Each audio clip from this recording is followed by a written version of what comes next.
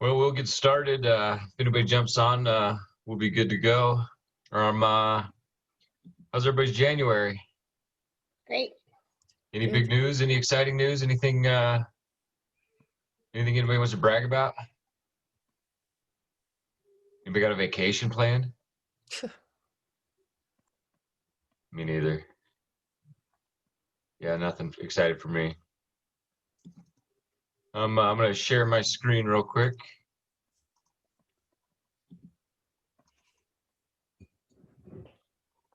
Deb joined us. That's exciting. Who did? Deb? Oh Yeah. Everybody say hi to Deb. Hi, Deb. Hi, Deb. Hi. Thank you. I'm really excited. Thanks for the opportunity. We're glad to have you. Thanks. Let's jump into numbers. Here we are for 2020. We finished with 272 transactions, just under 120 million in gross home sales.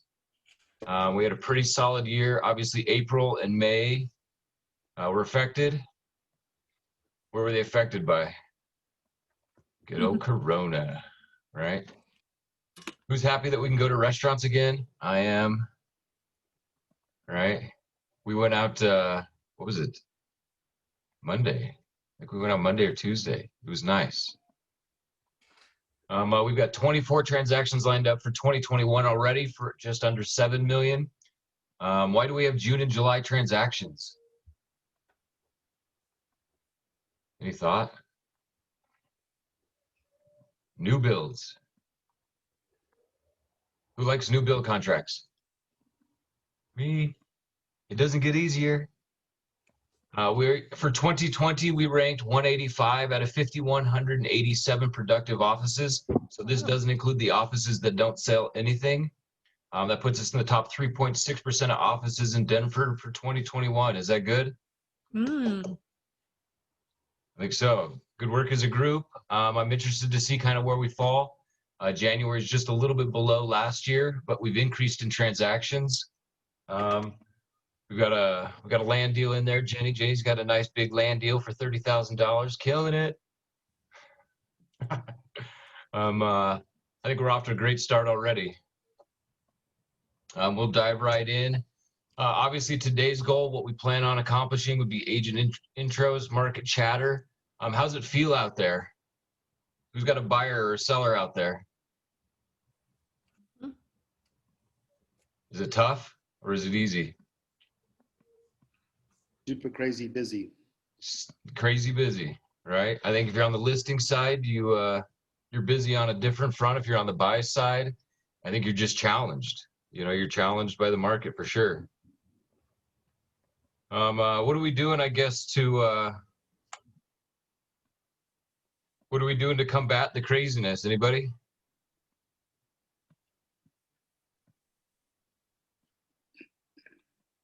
Anybody do anything special? Drinking excessively? No. I was gonna say that. Drink more. Oh, so we're being honest, huh?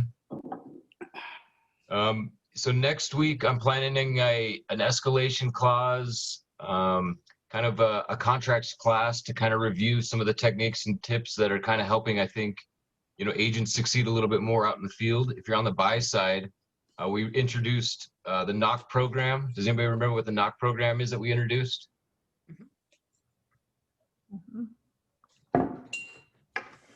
If you do not know, knock is the way for our sellers to be non-contingent in this market. If they've got equity in their home, you know, the most difficult portion for our buyers is if they have a contingency. As a seller, would you want to accept a contingent offer? I hope not. I just chatted with a lady this morning. I have a cash buyer that wants her property that's under contract, but they literally, her people have a contingency, which is contingent upon another contingency. And that farthest contingency is now not able to buy, which is now affecting 4 properties. Did the listing agent of the property that I want do the best thing by picking up a contract that has 2 attached contingencies? Yes or no? Absolutely not. No. And this is exactly why. So they're 3 weeks away. They're 3 weeks outside of the closing they were supposed to have and still waiting. I think removing contingencies, adding the escalations, some of these other tricks that are kind of helping us get our buyers under contract, are definitely helping. Here's what we plan to cover: technology overview, download, save, and review the essential tools needed. Here's the company website. And obviously, I'll send this out to everybody once we're done. All of these links are hyperlinks, so they will take you immediately to the actual websites to get this. Titan One mobile app. Make sure you download our mobile app. It's the best way to communicate with Janelle. Everybody say hi to Janelle. Hi, Janelle. She's our transaction manager. She's wonderful, perfect. We love her so much. Best way to get your files turned in. If we need to update Janelle, send any of the documents, any of this stuff, best way to send it to Janelle is through there. We all have a lead, an agent lead capture app. We'll go over a client home shopping mobile app, the open house lead capture app. And then obviously number one tool I think is the most important is our agent branded website. This is your lead capture system, the best way for you to add new leads, manage conversations, and ensure you are finding the closings. We're also going to review the 4 pillars, 4 business pillars. As far as it goes, know why, where, and how to find the success, and maybe where you're not finding success. Last thing we'll go over is why agents fail and why we continue to succeed.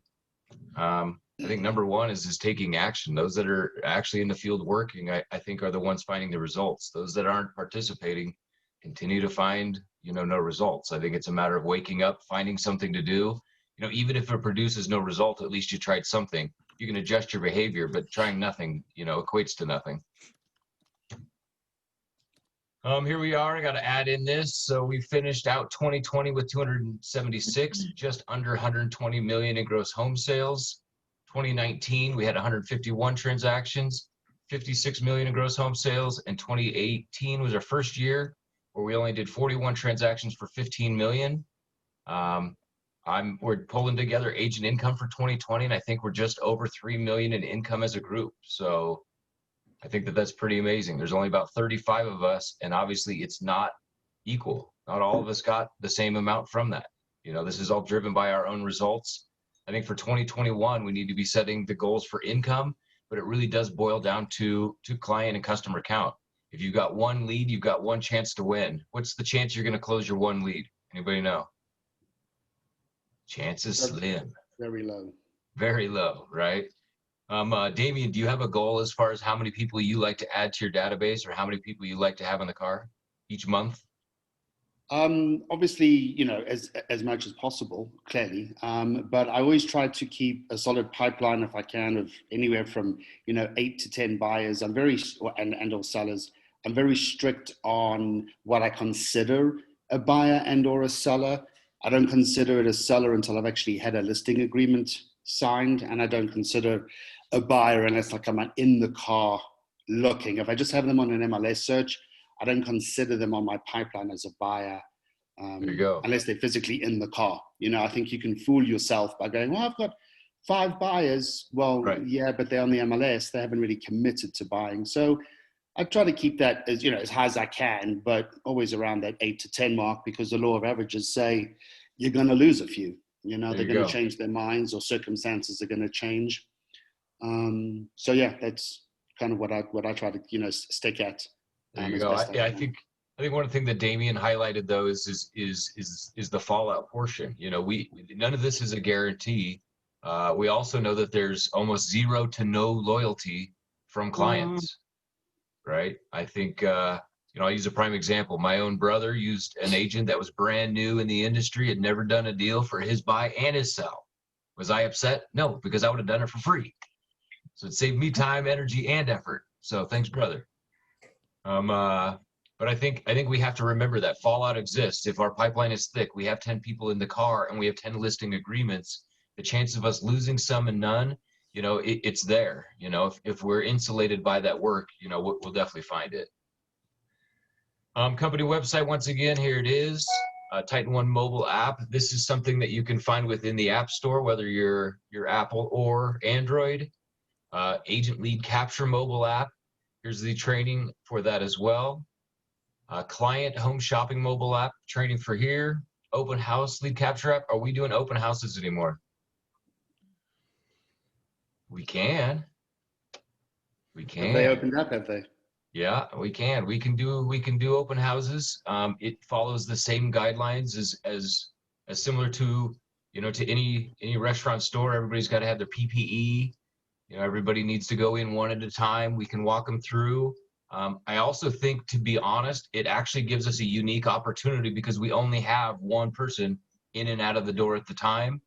What's the chance that we get to be intimate and spend time with them and identify them as a client? I think is now greater because they have to be with us. I mean, obviously we maintain distance, but obviously them kind of having an escort through the open house, allows us to kind of dig in and probe a little bit more than just people flooding the door and we missing those opportunities. So I think if you're not doing open houses these days, I think it's a great way to still get leads and get them at a greater rate than we ever have before.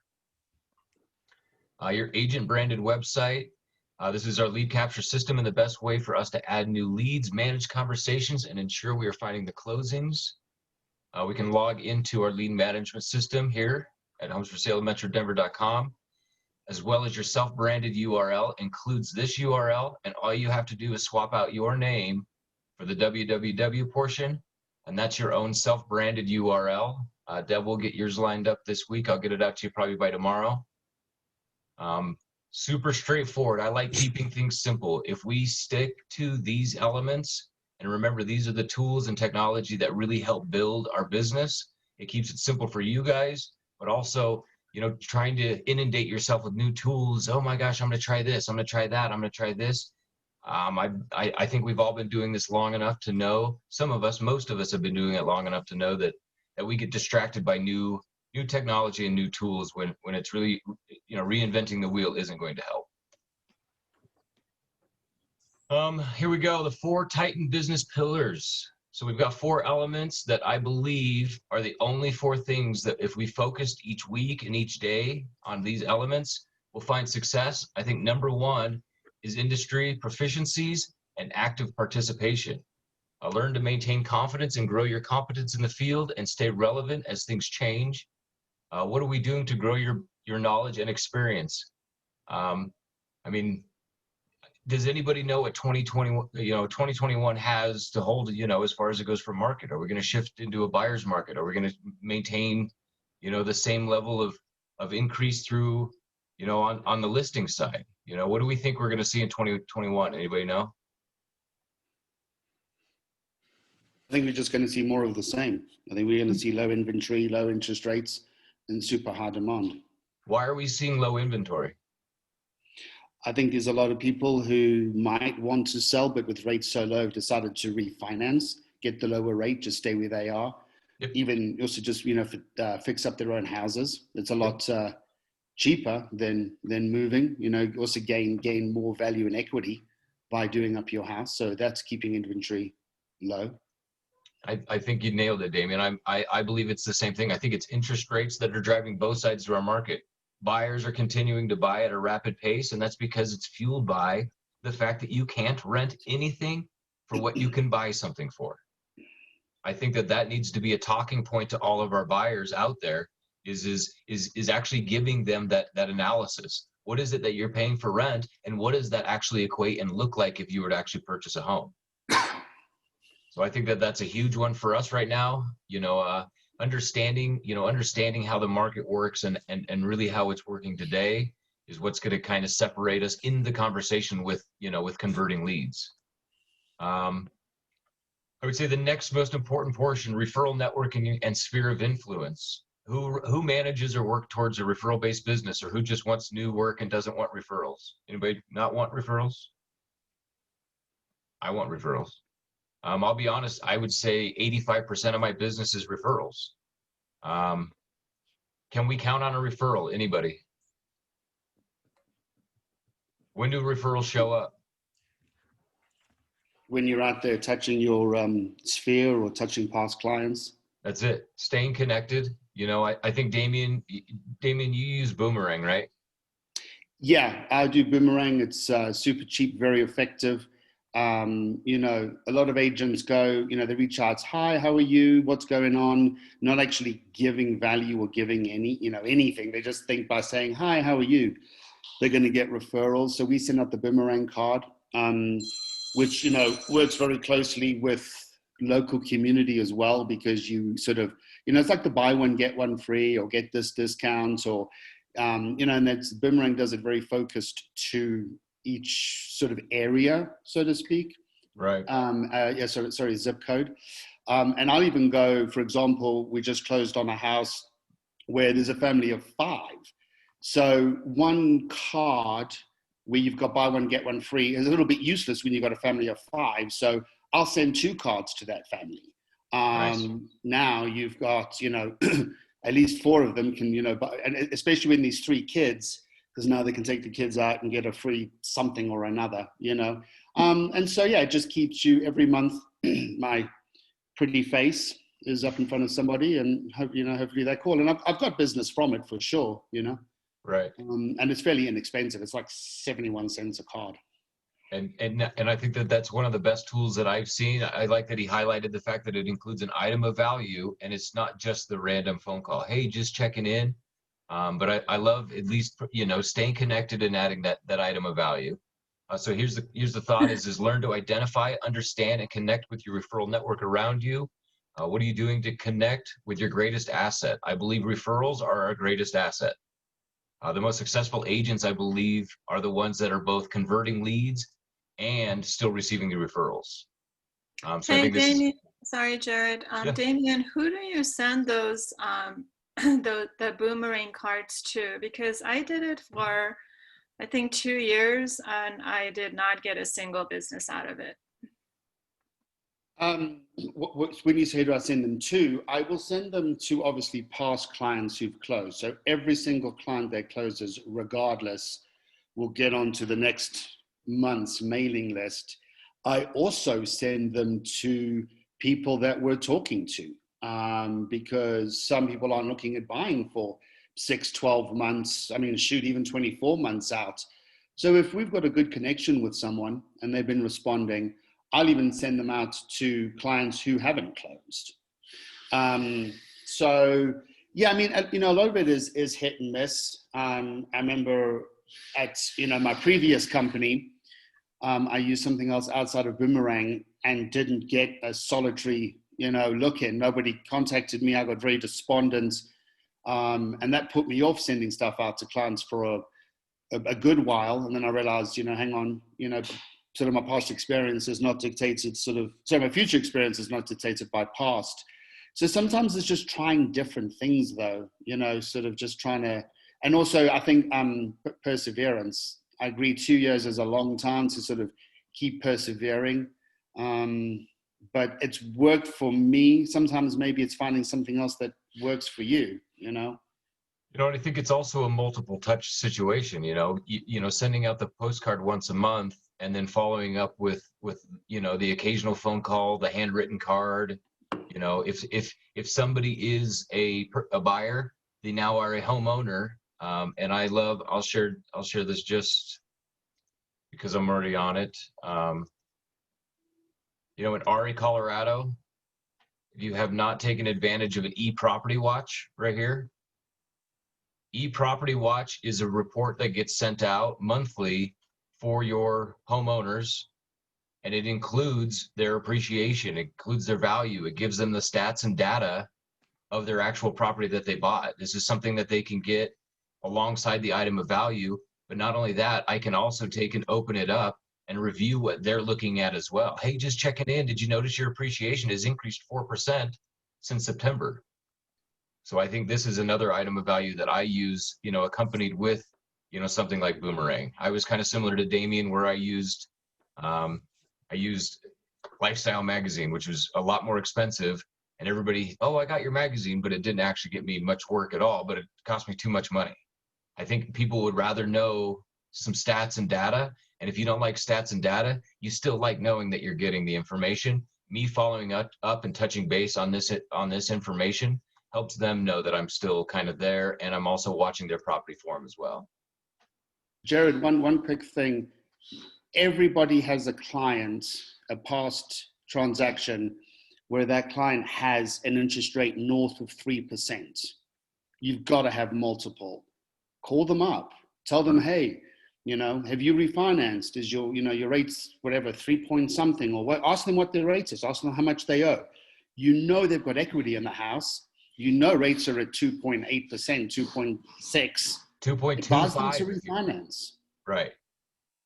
You know, here's something to write down as a streamlined refi. If you contact your direct mortgage provider, your lender, you can ask them for a streamlined refi. There's no credit checks, no income verifications. There's no cost, no closing costs, but they'll refi you within a matter of weeks. You still have the opportunity to skip that payment, but also you get that lower interest rate.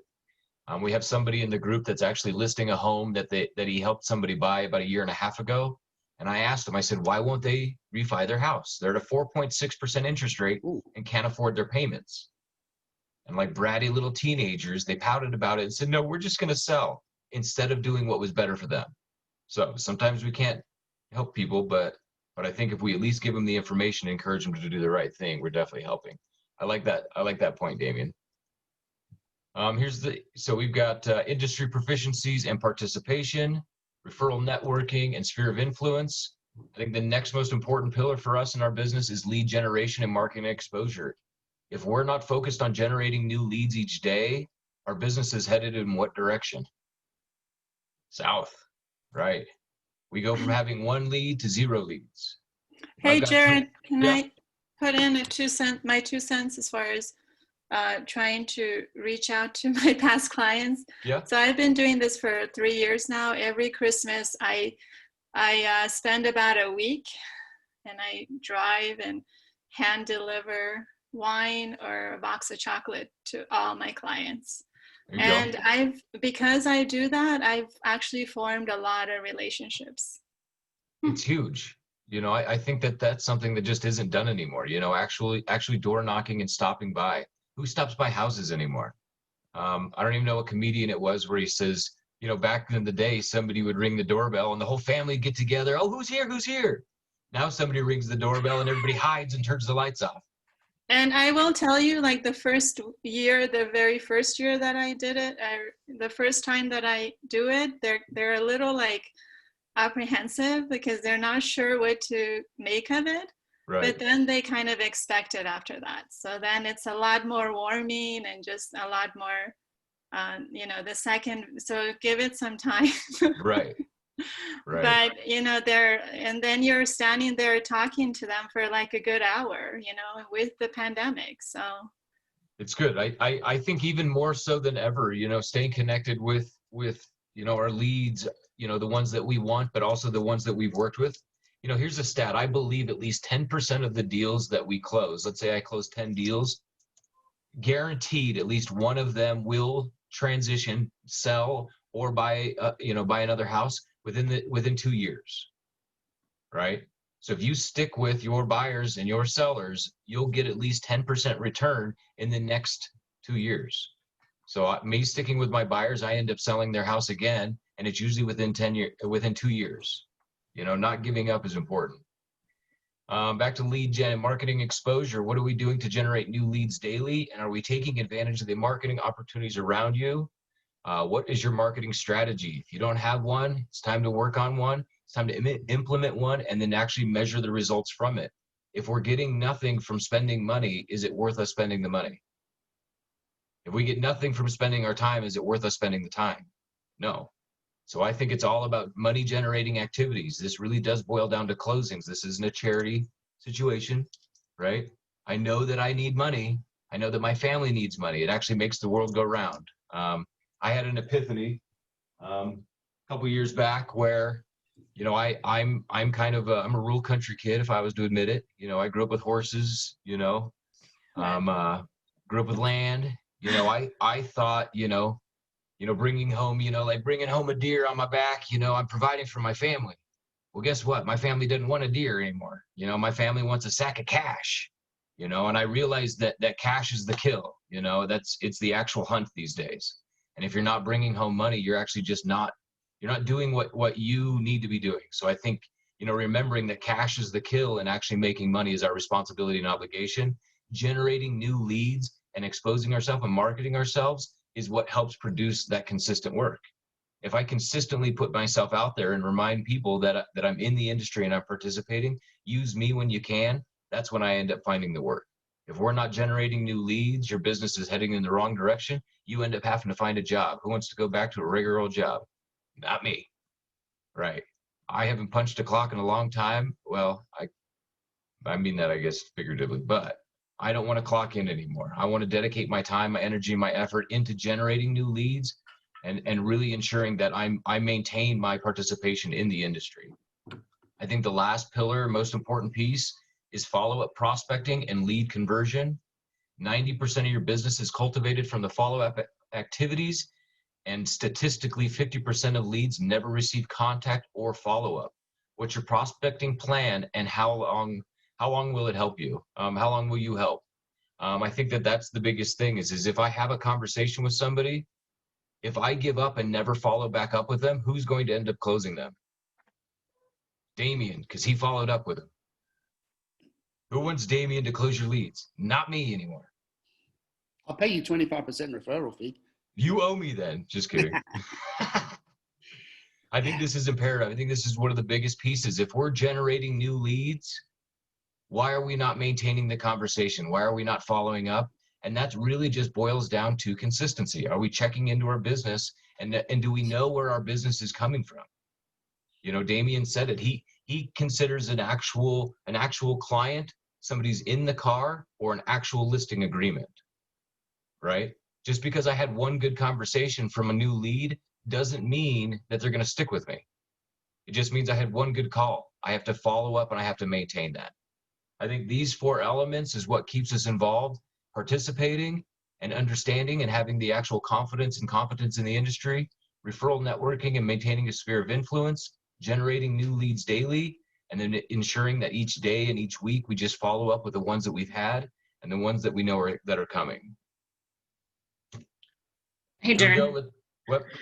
Just for those of you who may not know or might not have seen the email, we're going to start this year with like a lead follow-up workshop. So it'll be every other Thursday from 4 to 5. If you want to join and you want to, collaborate with your team members, Donna and I are going to be on there. We'll show you what we do. Everybody can, communicate and kind of share. If you want to do that, reach out to me and let me know, and I'll send you that invite. Here's a big point to what Jenny's touching on is why did we pick Thursdays at 4 to 5? Anybody? Most response time. The greatest chance of connecting with our leads. So really the whole point of this Thursday, this Thursday Night Live really is to witness how basic follow-up can be. It's just a matter of making contacts. If anybody knows me, and I'll go over it a million times in this presentation a little bit later, when I make follow-up calls, I ask one simple question. Hey, Deb, just checking in. Has anything changed since the last time we talked? I say that to every single follow-up call I make. Hey, just checking in. Has anything changed since the last time we talked? I think that it's imperative. Using peak times, Wednesdays and Thursday afternoons, 4 to 7 o'clock, 4 to 6 o'clock is where you'll win. Doing this workshop from 4 to 5 allows you to see it, talk about it, grow a little bit of confidence and competence, and then spend the next hour from 5 to 6 making your prospecting calls. So thanks for bringing that up, Jenny. Quickly. What you got? Just an idea. We talk about calling leads, staying in front of them, making sure, because if you're not in front of them, someone else is going to pick them up. You're going to lose them quickly. I think the other thing that a lot of agents don't do, they think just calling and texting and sending them MLS searches is going to work. I think the key, and I've kind of cottoned onto this a little more just recently because of 3 experiences. It's adding value. Like, why is that person going to use you? And so I've had 2 Zillow leads and a Sync lead where they're working with me, and I got them because I offered to go out and do sort of like video tours for them. Now, admittedly, 2 are out of state and 1 is in state. 1 lives in Highlands Ranch. But I've kept like, hey, I'll do a video tour of this house. Every time they hearted a house, I said, would you like me to do a video tour? And I think that adds value because people's time is precious, for lack of a better cliche, and they sometimes don't have the time to go out. So you can run out and do a FaceTime, I think it brings this value, like, oh, this agent is working for me. And I think that's what people want to see, is that you're working for them, not that you're just there to sign a contract and get a big fatty 3% commission. So going over and above and adding value, I think, is a real key. And it's going to become more and more of a factor, because every agent buys leads. Every agent is, looking on their phone or the website or whatever. How do I capture this lead? There's just more and more competition out there. I think one of the things that I wanted to point at too, though, is adding that item of value and beginning to work for the client. I think there also becomes this element of debt, in a sense that once you start working for somebody, a good, honest person is like, oh my gosh, they keep doing all these things for me. They keep working for me. They keep showing up. They keep helping me out. And it's that human debt, that appreciation, really, I think, for the service that we're providing, which then helps keep them, tied to us. So I think that's a huge part. Once you start working, don't stop working. It goes back to the follow-up. Just because I try once doesn't mean I shouldn't just keep trying. Damien made a good point with doing the virtual tours. Finding creative ways to get people into contract and into homes is where we can win. In 2014, I closed 3 deals, and I never met the buyer. I never saw the house, and I didn't even get to see them after they closed. But that's because it was all done remotely. So I think that you have to be creative in how we put these deals together. And if you're not, and if you think that it's only done one way, you're going to miss the opportunity, and somebody else will find it for you. So I think, don't be afraid to ask for the business, and don't be afraid to get creative. Industry proficiencies and active participation. Here's what we got. Here's some questions. Do you feel confident in the industry and your role as a licensed agent? I think if you're not feeling confident as an agent, or you're not confident in your role, you have to identify what items of value you have to offer and what it is that distinguishes you and makes you different. If that includes taking additional classes, additional training, does it all have to be real estate focused? No. Maybe you need a confidence course. Maybe you need a self-help course. Maybe you need something of a more basic element that doesn't even include the industry. But I think you need to feel confident and competent within our role. Do you wish you knew more and could help your clients better? If you're wishing you knew more, there's endless amounts of training out there. I'm signed up for every title company's training. I'm a part of 3 realtor associations, which means I get all of their trainings. I get every lender's training. I get other real estate offices trainings. I really can't get enough training, but that's because I take at least one course at least a week. If you are not signing up advance for one course, let's be honest, we don't work a 40-hour job, right? We barely work maybe even 4 hours within a day. And I think sometimes we like to pat ourselves on the back and be like, oh, you're so busy. Are we, though? I don't believe that we actually are that busy. I think it's important that we sign up for trainings always. Every week you have to try something new. Here's a question. Do you feel like you are actively participating in the industry and actively participating in your personal life? Do we have hobbies? Do we have personal interests? Are we doing things to better our lives? Are we getting exercise? Are we doing things that actually help ourselves personally, but also are we participating, professionally? So we have to look at it both sides. Are you reaching your goals and accomplishing the tasks needed? I think that's a big one. I think most of us wake up a little late into our day. By the time we get to lunch, we've wasted half of a day. And then by the time it's 2 o'clock, we're like, well, hell, the day's over. Happy hour's at 3:30. Right? That doesn't work for Damien, though. Damien gets his shit done in the morning. I get my stuff done first thing in the morning. If I was to be honest, most of my communication happens before I almost get out of bed. And that's because I'll wake up at 6:30, 7:30 in the morning. And at that point, I start texting, emailing all of my closest clients, the people I have under contract. And the reason I do it first thing in the morning, can anybody tell me why I do it first thing in the morning? It frees up the rest of the day to do other things, and it's also getting in front of your clients first thing in the morning. 100%. I like playing communication hot potato. If I send it out first thing in the morning and it comes to you at 7 o'clock, you look at it, you're like, holy cow, this guy gets up early, right? I'm not that early. It's at 7 o'clock. It's not that bad. But it also, if I touch base with you at 7 and I touch base with you at 4, it also feels like I've worked for you all day. It ensures that my clients know that I'm there and available all day. It also ensures that I kick that stuff off my plate and I've got a full day of prospecting. I've got a full day of lead generation. I've got a full day of connecting with my sphere of influence. I've got a full day to do my training. So I like connecting and getting all of those have-tos and must-dos first thing in the morning when I got a cup of coffee, maybe first thing, maybe even before I get out of bed. I think accomplishing the task is one of the things that also makes me feel better about my day. How does it feel when you get halfway through your day and you still haven't done the basic things that you said you were going to do?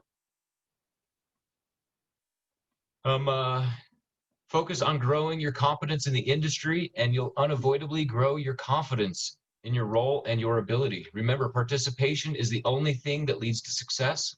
Tracking, measuring, and adjusting your activities along the way will produce, better figure that one out, reduce the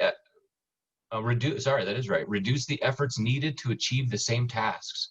If we're measuring the activities we're doing, lead conversion is an actual statistic.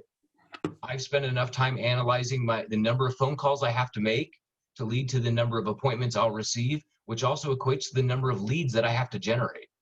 If I generate no leads, I have 0 chances to win. I know this is a numbers game. The more people I have in my database, the more chances I have to win, but I also know how much effort it takes before I reach it, right? Follow-up is key. Definitely joining on Thursdays is going to be imperative. You're going to realize and watch that it's not that difficult, that it's super straightforward.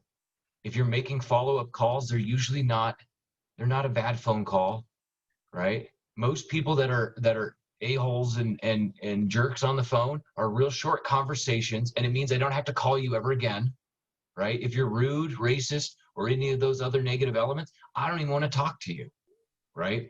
We get to select and elect who we work with, so do they, and I think I like remembering that. Let's consider these things as far as it goes for industry proficiencies and active participation, CE classes, and industry updates. I have 6. I got 6. Yeah, I've got 6 CE credits already this year. My mandatory updates class already done, and I've already taken an additional 2 CE credit hours, right? We're not even a week into this year, and I've already got 6 of my credits done, and I only need 8, right?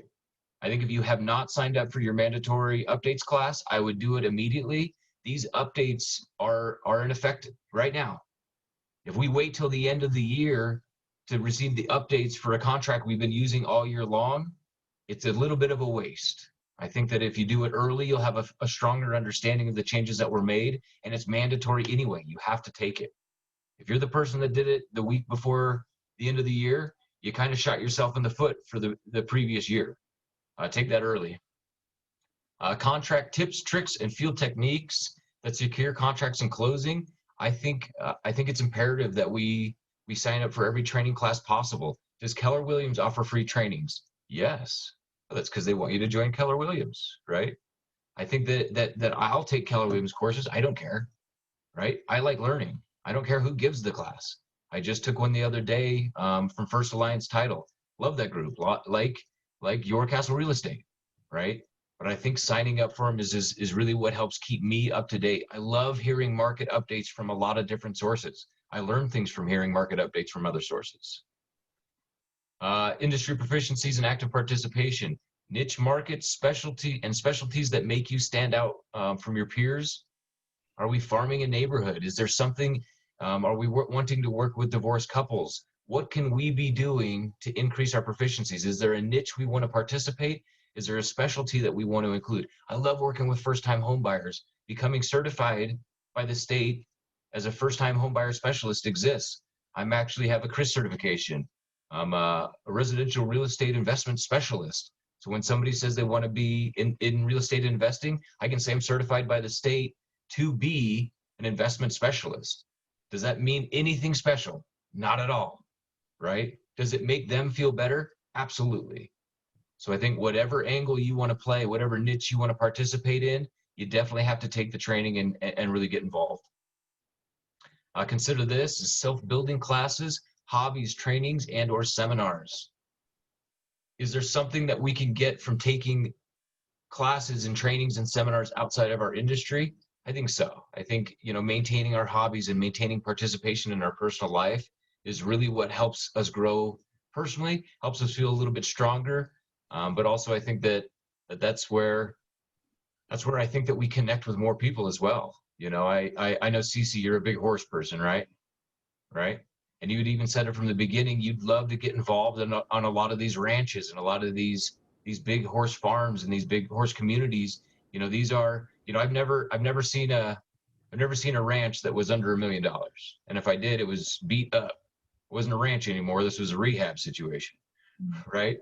So I think actually identifying those different training classes or those different, seminars or anything that might help get us into those niches is important.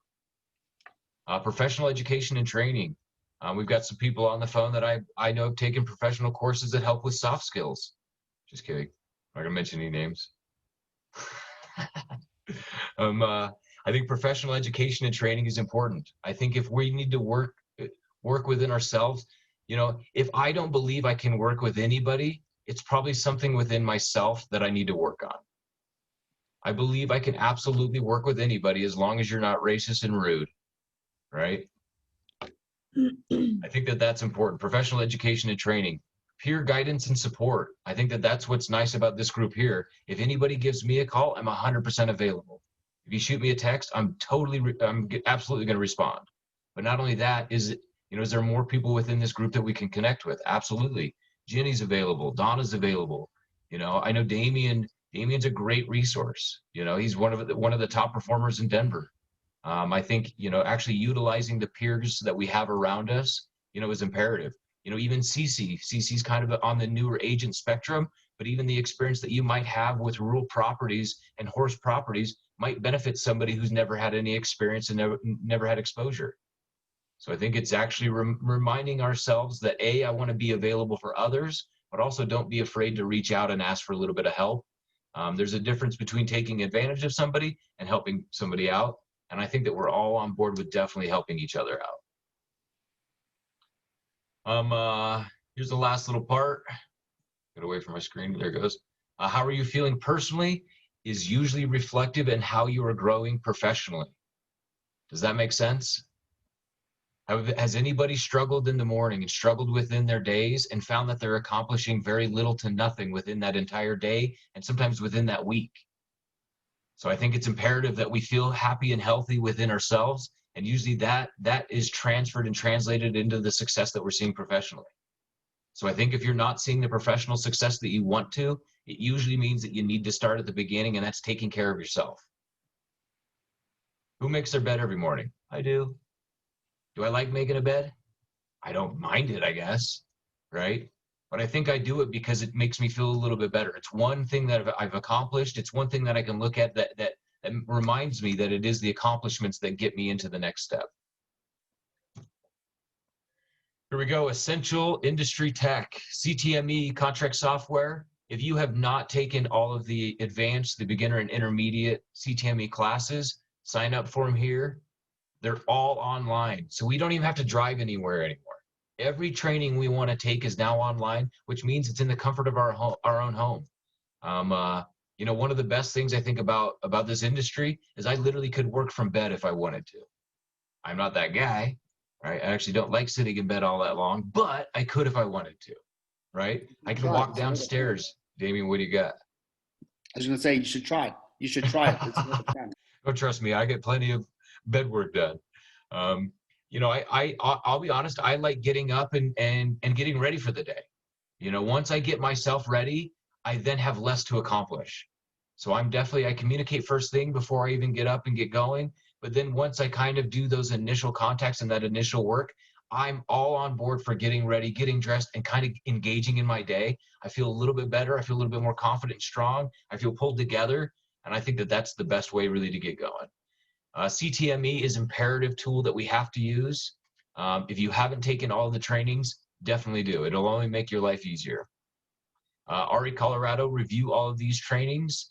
These are all hyperlinks as well. So when I send this out, you can sign up for all of these trainings. If you have not completed them, do it for yourself. If you do, it'll save you time, it'll save you energy, it'll save you effort. Sync trainings, review the major training categories within Sync. Once again, these are all hyperlinks that take you to the trainings and the essential elements that you need. I think ensuring that you have these done gives you more time to do what? Find more work.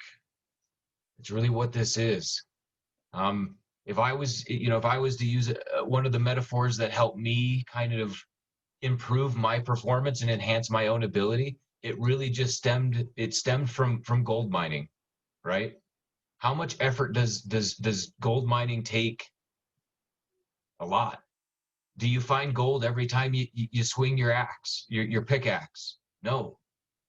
You have to keep swinging. You have to keep digging. You have to keep swinging. You have to keep digging, right? If you have the tools and the techniques and all of the training that it takes to find gold, it just takes the time to find it. Don't give up. If you're digging into the ground, dig in a little bit deeper and dig in a little bit harder and keep looking for that gold. You know, mining and prospecting really is, I think, the most important piece to this.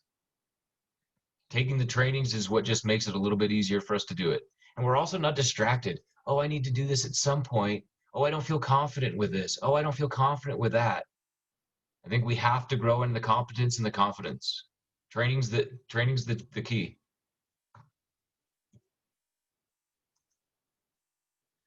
I put this together. This is real estate business process in 42 steps. This really is something that I put together only because I asked myself, you know, what is the process that I've gone through to get to the end? I mean, a client closing is really the finish line. Remember, cash is the kill. I can't bring home a dead deer and my family be happy with me, right? They might be happy with me. We got some deer in the freezer, but we still don't have any money. We're broke, right? I think it is about getting to the close, getting to that finish line, but it also starts with monthly, annual, monthly, and weekly business planning. Do you have a plan? Are you working a plan? If you don't have a plan, we end up just kind of turning circles. Nothing works for me. Well, that's because you don't have a plan. Prospecting methods and routes, planning for tomorrow. Who plans their day? Who has tomorrow planned already? I do. Who goes to bed with a plan for the day? I do. I don't wake up aimlessly. I don't wake up and I'm like, wow, shit, what should I do today? I've done that. It didn't get me very far. And as soon as I started stacking my days with a plan, I saw the results.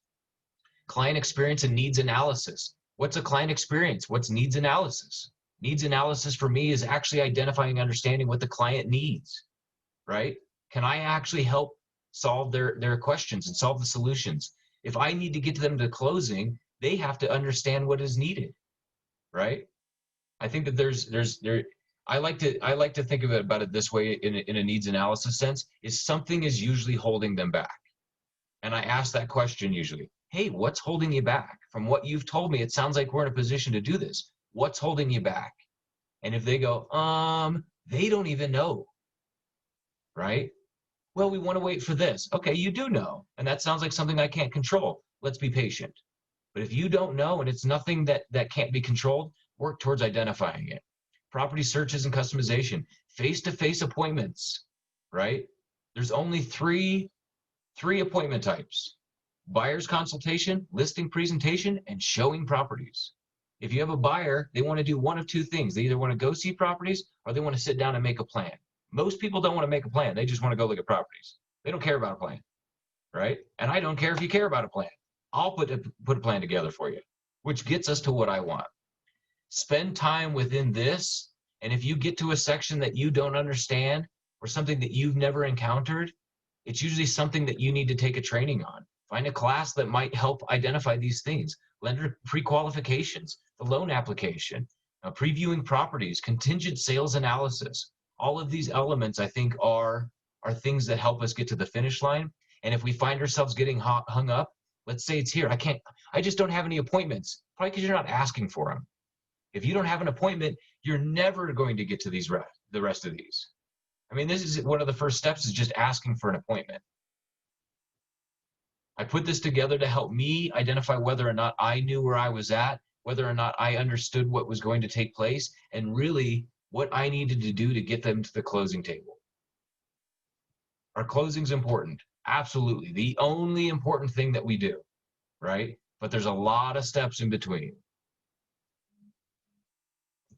Here's the same list, but just put it in a list. Go through and check it off. Feeling good, feeling good, feeling good, feeling good, not so good, not so good, not so good, not so good.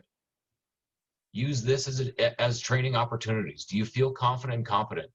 We were sending over an inspection objection yesterday. One of the things that was included was our buyer wants $7,500. And actually, you know, I think it's actually Janelle helped, you know, with this little learning lesson. Is Janelle, didn't you had the listing, but the buyers had seller concessions that couldn't be used by the lender? Was that how it worked? So it was your seller, right? So it was your seller, and the buyers had seller concessions. The seller concessions couldn't be utilized because there's too much of them. The buyers then in turn says, well, cut us a check at closing for the extra. Fuck you. No, that isn't how that works, right? You got seller concessions that can't be used is not my problem. And not only that, we're not writing you a check outside of closing, right? So that one experience from Janelle's transaction where it wasn't Janelle was on the list side, it didn't matter, helped us shape an inspection objection that included $7,500 in requests to be determined by the buyer and scheduled and outlined by the buyer in both seller concessions or price reductions once we identified what the lender could utilize. Does that make sense? So I think it's identifying and learning from both our experience and the experience that we have with others, but it's also analyzing and understanding each of these steps and how we can change, how we can negotiate, how we can structure these deals that best suit our clients. Janelle, thanks for that learning opportunity. And it was because you were on the list side and had a buyer that pouted about something. So I think it's learning and listening to your peers and the encounters that they have help me then do things a little bit differently. Any questions about this 42-step process? It's long, it's lengthy. I'm going to put together a whole training series just with these elements. But this is something that I believe is a mastering program. Once you identify all of these, there's not a whole lot of questions left for us to ask. The only thing left is prospecting. Finding the client to actually help get through the process. I would say spend time in this identifying how you feel about it. Here's one, building co-op agent relationships. How small is this industry? I'll tell you, at the beginning of my career, we either loved each other or we hated each other, right? I've gotten a little bit better with just ended up loving everybody and we all ended up being friends. This isn't a win situation. This is a co-op situation. This is us being fiduciaries for our clients, but also remembering that our job is to bring the deal together and not make it difficult along the way. Referral networking and sphere of influence. Here's some questions for ourselves. Have you identified your sphere network and your referral strategies? Does anybody know what the Ford approach is? Anybody? I would say the Ford approach is my referral strategy. The Ford approach is a conversational approach. Let's say I reached out to Cece. Hey, Cece, how's the new house going? I just saw your eProperty watch. Oh my gosh, your home appreciated 4%. How are you feeling about that? Oh my gosh, great. Ford is 4 things: family, occupation, recreation, and dreams. Family, occupation, recreation, and dreams. This helps fuel a conversation. If I touch any one of those elements, I know I'm helping drive a conversation. Look at that little booger bear. If I'm driving the conversation using family, occupation, recreation, and dreams, I'm helping support and foster relationships, but also the conversation usually comes back to me. If I'm talking to Cece, I'm like, hey, Cece, how's the family? Right? She'll usually tell me what's going on with her family, and then she'll ask me what? Well, Jared, how's your family? Oh my gosh, I'm glad you asked. Thank you so much. Everybody's doing great. We're still doing remote learning. It's been a challenge for my 3rd grader, but my 6th grader's loving it. Hey, Cece, I gotta ask, how's work going? How's your occupation? Oh my gosh, I couldn't love it anymore. I get to work at home now. I've got more free time, it feels like. My productivity's increased. Hey, Jared, how's your occupation? What? Oh, I'm glad that you asked, right? I could use more buyers and sellers. I'm always looking for opportunities to help. If there's anybody that you could recommend, I'd love to help them out. Share their information with them and let them know that I'll reach out to them directly. I use the Ford approach because I know human nature. If I ask a question, you'll usually ask the same. And if I hit the occupation button, you'll tell me about your job, and then you'll unavoidably and not knowingly ask me about my career, which lets me slide in that referral request. That's my referral strategy, and it's worked well. It also is one way that people don't even know that I've asked for the referral in a very intentional way. Do you understand what your network wants and needs from you? Their licensed agent. Are you their licensed agent? Do you know what they need and want from you? I think that if it's a home buyer, they love getting that e-property watch. They like getting that item of value in the mail. What is it that they want and need from you? And it's usually just a connection. Most people do this for their relationships. Do we agree? I agree. Very few people have I worked with where it's just about the transaction, right? I've also worked with people that I don't want a relationship with afterward. That's okay. I also didn't put you on my mailer campaign or my follow-up calls. I at least got the closing. Do you have an action plan to connect with your referral network around you? Do you have an action plan to actually stay connected with your referral network, right? I sent out little holiday cards to most of my little referral network, right? Hey, how's it going? Love to help. How's the family? Thanks for being my friend. Stay connected. I think that's imperative. A good old-fashioned phone call and a handwritten card goes a long way. What can you do to stand out, educate, and connect with your greatest asset? I think Damien touched on that, and that's standing out and connecting. You know, that's adding that item of value. It's not just about making the phone call and saying, hey, just checking in. Can I help anybody you know? That's not an item of value. That's a request. That's me needing something. That seems single-sided to most people. Wow, it seems like the only reason you call is just to ask me for business, which is why I use that Ford approach, right? It helps blanket my request. It helps, you know, both me checking in on the item of value that I sent that's at eProperty Watch, but also still getting what I wanted to accomplish out of it. And that's connecting, you know, with them, educating them about the market and what's taking place. Damien touched on that one too, is hey, what is your interest rate? Where's it at? Should we do a refi? Let me help connect you with a lender that can do it, but start with calling your existing lender and do a streamline refi. I think these are all questions we need to ask ourselves. Here's what I'm saying. Word of mouth is the easiest way to grow your business and the most difficult source of business to count on. We can't count on it. We don't know when it shows up. It's usually the situation where I'm praying at night. I'm like, good Lord, I need something. I need something to fall in my lap, right? And that's how this works. We don't know when our next deal's coming. And when we don't know when that next deal's coming, we end up feeling a little bit hungry, kind of starving along the way until we find it. We usually spend the check that we earn before we even earn it, right? We're sitting at the closing table before we're out showing properties, and that's because we need it. I think staying connected and really, you know, working on growing the referral network and our sphere of influence is where we're going to get the referrals. We just can't count on them. Stay engaged with your closest network. Provide value and don't be afraid to ask for the business. What happens if you don't ask for the business? Who will? Damien, right? You have to be brave enough to ask for the business. If you don't ask for it, somebody else will. If you smell something, hear something, anything, it's time for us to step up and ask for the business. Hey, I'd love to help out.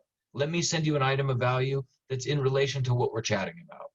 Oh, you don't know anything about down payment assistance. Let me share. Oh, you've never done a refi. Let me share. Oh, you don't know what your property value is. Let me share. Providing those items of value and asking for the business is where you'll stay. Stay active. Consider these things and find ways to stay connected. Consider these things: past network, your friends, your family, and your previous clients, right? Are we staying connected with our past network, our friends, family, and previous clients? Can we set up friends and family on an eProperty Watch? Yes. Do they have to be a previous client? No. I think it's just staying connected, adding value to everyone, not just some of them, everyone. Our present network, your tribe, your hobby network, your peer group. Are you offering items of value to them? I'd love to set you up. What's the number one item of value for any home buyer? And this is my go-to item of value. What does every home buyer want? Anybody? They want one thing, and they want to look at properties.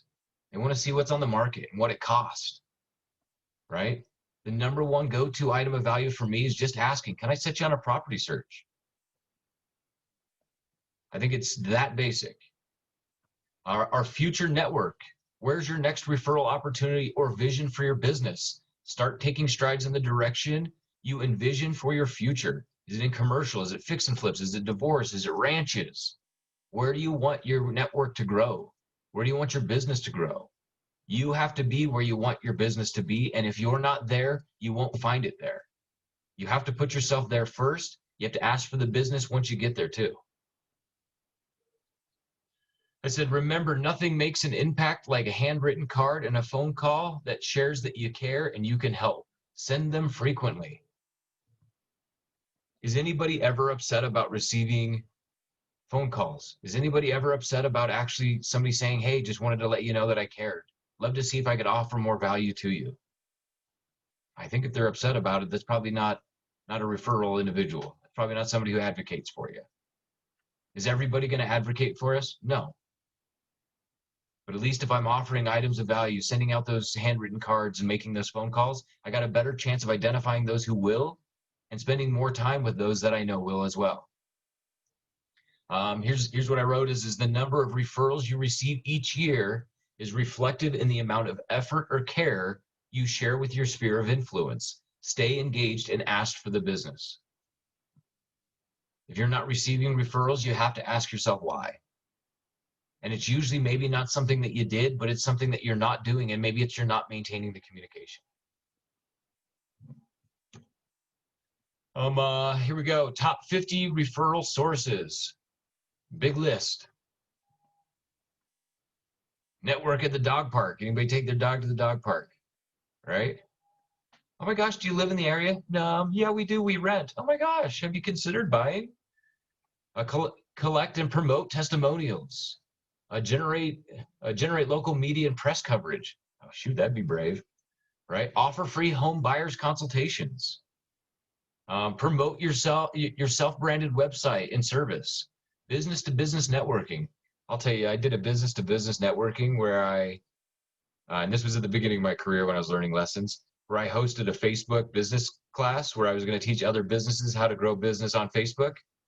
Did I get any real estate business out of teaching people about Facebook business? No. I got a lot of people asking me to build their Facebook business pages. I don't do that, right? Be very specific with what you're requesting too, right? Make sure it's in line with what you want. If we want to get to a closing table, stick to real estate. Don't go outside of our lane. Don't try and indirectly ask for business. Be very direct. Ask for the business. Here's 50 places to find referrals, 50 ways to find referrals. Spend time identifying some of them. It's the beginning of the year. Find things that we want to do within this year and consistently do it. It also goes back to measuring and tracking the results. If I keep going to the dog park and everybody I walk on the dog park and everybody's like, oh crap, here comes Jared, the real estate agent, and they all flee to the back side of the dog park, it's probably not working, right? I think you have to track and measure the actual activities that you're doing. And if it's not producing a result, adjust, find something else. There's too many options here to not stay connected. I'll give you a good example of somebody who went onto Facebook, reached out to 15 of their friends and just said this, hey, I'm in the office today. It was in a private message. Hey, I'm in the office today. Wasn't sure if you were considering buying or selling in this coming year, but I'd love to set a property search for you. Here's my self-branded link. It's free to you to search for homes, and I'd love to send any items of value that might be of benefit. Let me know if I can help. From 15, they got three buyers out of it. Was that effective? Yes. Did the individual do it ever again? Nope. The individual also has 5,000 people on his Facebook page, right? I think that that's something, if you consistently participate in actually referral sourcing, you can find consistent results from it. If you find results, keep doing it. Create your own social media group. Do something to help yourself stand out. Any questions about referral networking and sphere of influence? Any thoughts? Anything that anybody does it individually that they're finding results from their referrals? Kind of talked about a few of them at the beginning. Boomerang's a good one. I use Lifestyle Magazine. I don't know if that was, it was expensive. I like the Boomerang just because it adds that item of value, but like Damien said, it has his face on it, has his name, and then partnered with other elements. Aquila goes out and actually drops off items of value during the holiday season. I like making a phone call once a month to connect with them on their eProperty Watch and their appreciation, reminding them that they have value in their home, reminding them that they have options. Staying connected is important. Anybody have anything that they do or want to do? How about that? Anybody want to do something different this year?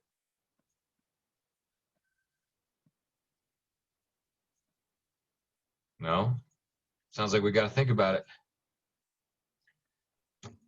Here we go. Lead gen and marketing exposure. Questions. Do you have a plan that generates new leads daily? I do. We all have a lead capture. We have a lead capture URL. Can we post that on our Facebook page and encourage people to search for properties? Absolutely.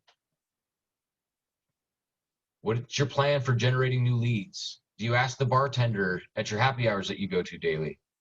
I'm just kidding. I shouldn't do that. Are you taking advantage of free marketing opportunities around you? Is there free marketing opportunities? Anybody? Does anybody know a free marketing opportunity? No. Facebook, I mean, your Facebook business page is a free one. Google My Business is a free one. There's a lot of different marketing opportunities out there. You can be a specialist of an area, you know. Finding those free opportunities is what help gain the exposure, but also help support your business long term. I set up a Google My Business 7 years ago, and it's one of my most successful lead opportunities. And it was just because I did it in a little niche market and a very little niche opportunity, and it gets Googled a lot of times, and I get picked up a lot of times from it. Do you have an active or passive marketing strategy? An active or a passive marketing strategy? Am I actively trying to pursue the leads? Am I hoping that I get the leads? The one that I set up 7 years ago is a passive one. It just sits there and hopefully people stumble upon it. Mario, he's usually on the call, but he does a lot of blogging. His blogs get a lot of attention, right? But it's usually from his referral network. It's usually from his sphere of influence. It's from his social media platform. That's an active way to stay involved. It reminds all of his people that he's producing items of value and sharing content without actually asking for the business, and then he ends up getting the questions in return. Active and passive marketing strategies. Identify whether you're actively marketing or you're passively marketing. Do you even have a lead gen strategy? How are you going to get the leads? The leads is the most important piece. If I understand the process, the 42 steps that we went over, and I can get through the whole process, but I have no leads and I have no lead strategy, I really have nothing. I have no foundation. I have no business to work. If I have no leads, I also have no follow-up strategy. I have no need for follow-up. I don't need to go to Thursday Night Lives and learn how to follow up with nobody that I have. So it is about lead generation. Do you even have a strategy? Do you know where your leads are coming from? And if not, find more ways to generate leads. I said this: generating new leads, collecting property searches, and setting appointments is my primary responsibility. The number of leads you are able to reduce is directly reflective of the number of closings you can expect this year. Leads count and will only increase your odds. This is an odds game. If I generate 100 leads, am I going to close all 100 leads? No. Even if I accidentally close 1% of the leads I generated, well, it depends on what it costs you to get your 100 leads. Did you have a thought, Aquila? Oh, sorry, no.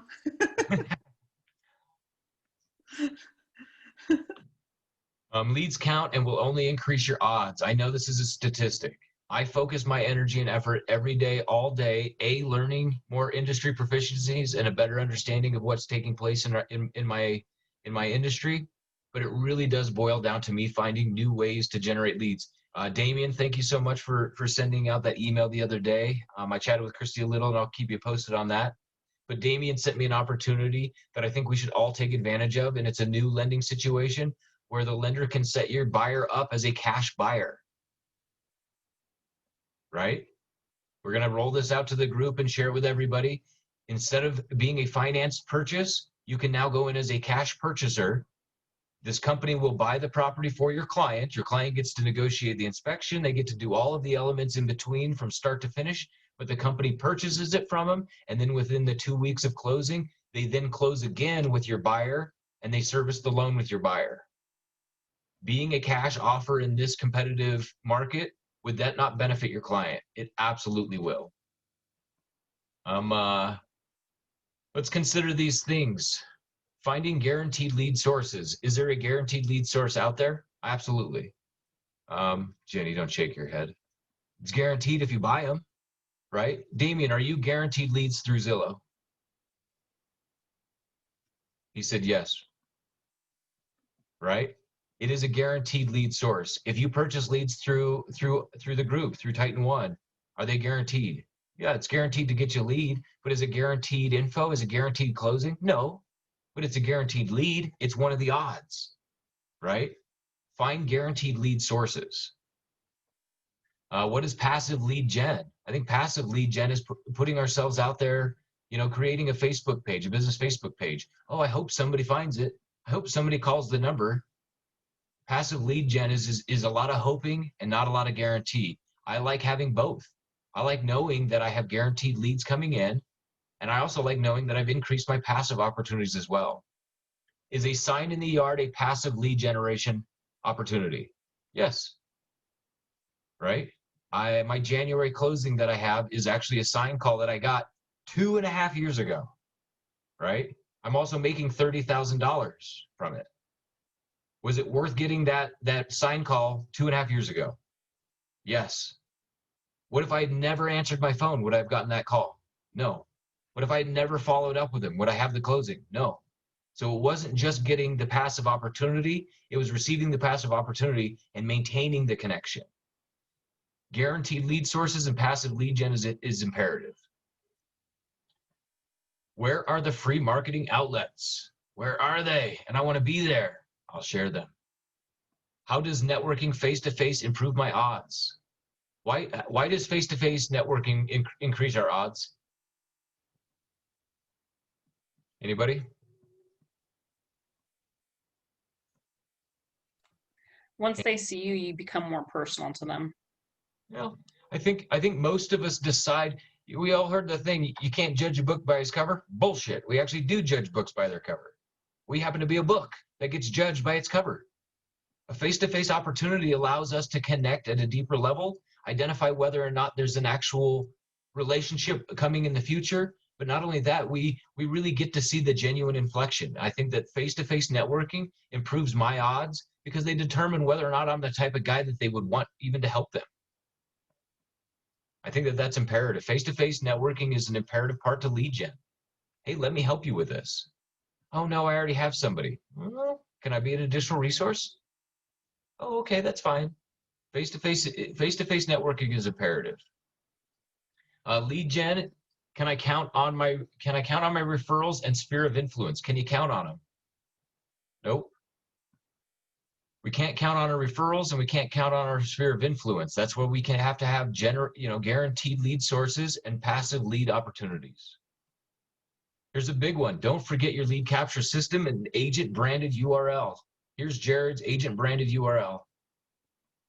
What happens if you guys use Jared's lead capture URL? Who gets the lead for it? Jared. Use Jared's, I encourage you to. Or use your own, whatever. I think it's imperative. Use the URL that you have provided to you, and this is the best way to do it. If you're in a Lyft going to dinner and your Lyft driver suggests that they're interested in buying or selling and getting a new opportunity, well, hey, let me share my mobile app with you. Let me get your contact info. What's your name, number, and email? and send them your actual lead capture opportunity. Utilizing this is where you'll generate the lead, but not only that, it goes into the database that you manage and maintain. I wrote this for a note. Remember, it is your responsibility and obligation to grow your business, and lead generation is the only guarantee you have to build the business you want. Stay focused, ask for the business, and acquire the leads you need to succeed. I identified this at the beginning of my career. Lead gen was the only thing that was important. Am I going to get referrals when I've never done a deal? It's going to be a little less likely, right? It'll be all based on hope and not based on experience. Oh, shoot, I just gave you a referral. Please don't screw it up, Jared. Well, that's all right. You're my first person, right?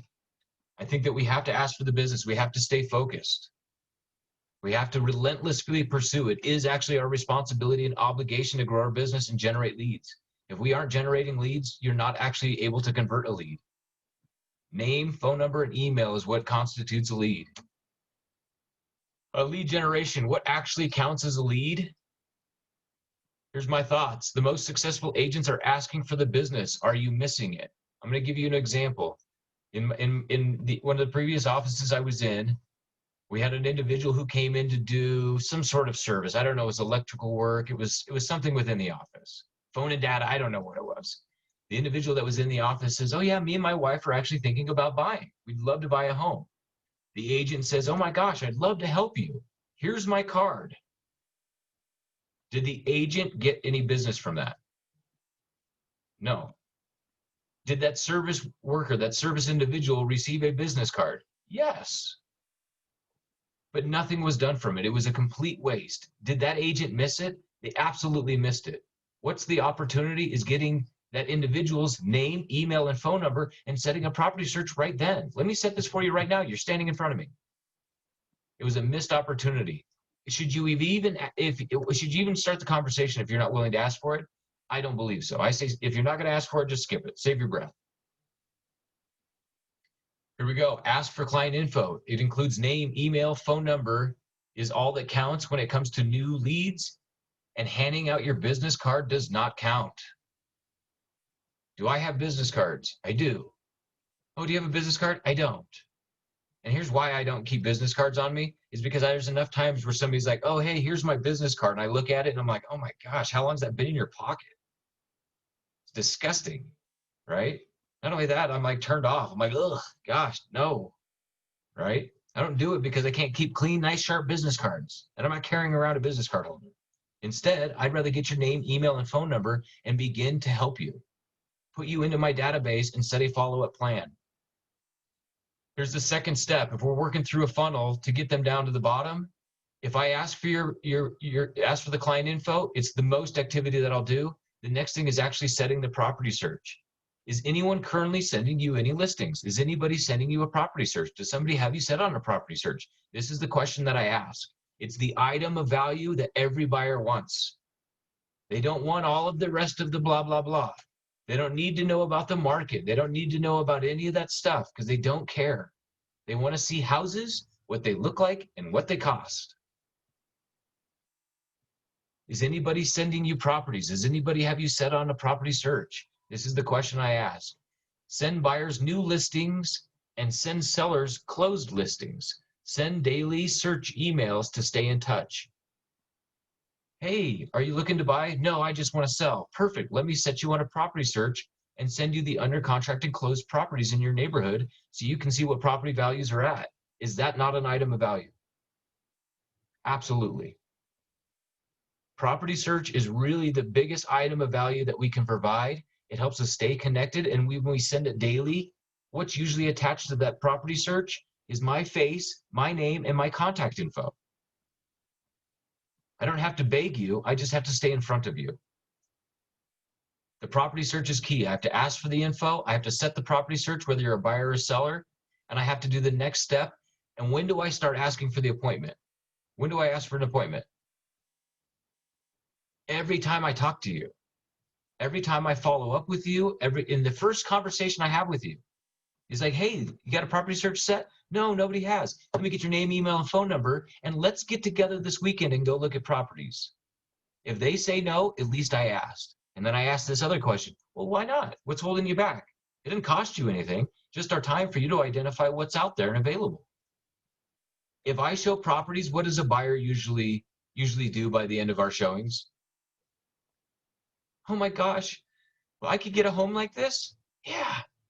Well, what do I need to do? Well, let's get you lined up with financing, right? I think asking for the appointment, taking them out is imperative. Remember, we discussed 3 appointment types. It's super straightforward. Don't complicate it. Don't make this difficult. There's only 3 of them. Hey, I'd love to show you properties, or I'd love to sit down and go over my home buyer's guide and really show you the process. Which one would you benefit more from? Let's go look at properties or do a buyer's consultation. The third one is a listing presentation. Why do sellers usually not like listing presentations or want you to share the value of their home?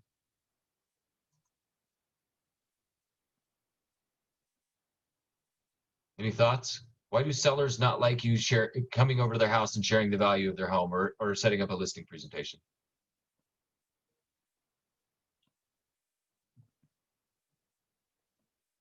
Anybody? I'll tell you, in my experience, it's because they're not ready to sell. And me meeting with you is only one step closer in making you feel like I'm trying to get you to sell, and I'm not. Right? So I usually defer back to the property search. Well, let's get together and talk about this. If this is a transition buyer, seller, well, we've got 2 steps here. This is about identifying even if there's a property that you would like to leave your current property from. If you don't like the properties that are available, you're never going to sell your house, right? I have a client, his name's Robert Parkhurst, happens to be my stepdad. He's been dreaming of selling his property for years, right? I gotta sneeze. I feel good. He's been wanting to sell his property for years. Does he actually want to sell his property? Yes or no? No. He wants to see, though, if there's a property that's better than his and could be a better place to live. Did I go and have a listing presentation with that guy? No, I did not. I said, Bob, let's go look at what you can afford and see if you even like it. If you love them and we find tons of them that you love, there'll be more of them. If we go look and everything is nothing compared to what you got, guess what you're going to do? You're going to stay exactly where you're at. Guess where Bob's at? Exactly where he was at. We cannot find a replacement home that's better than what he's got. So why do a listing presentation when I don't need to sell your house? I need to identify if there's even a place for you to transition to.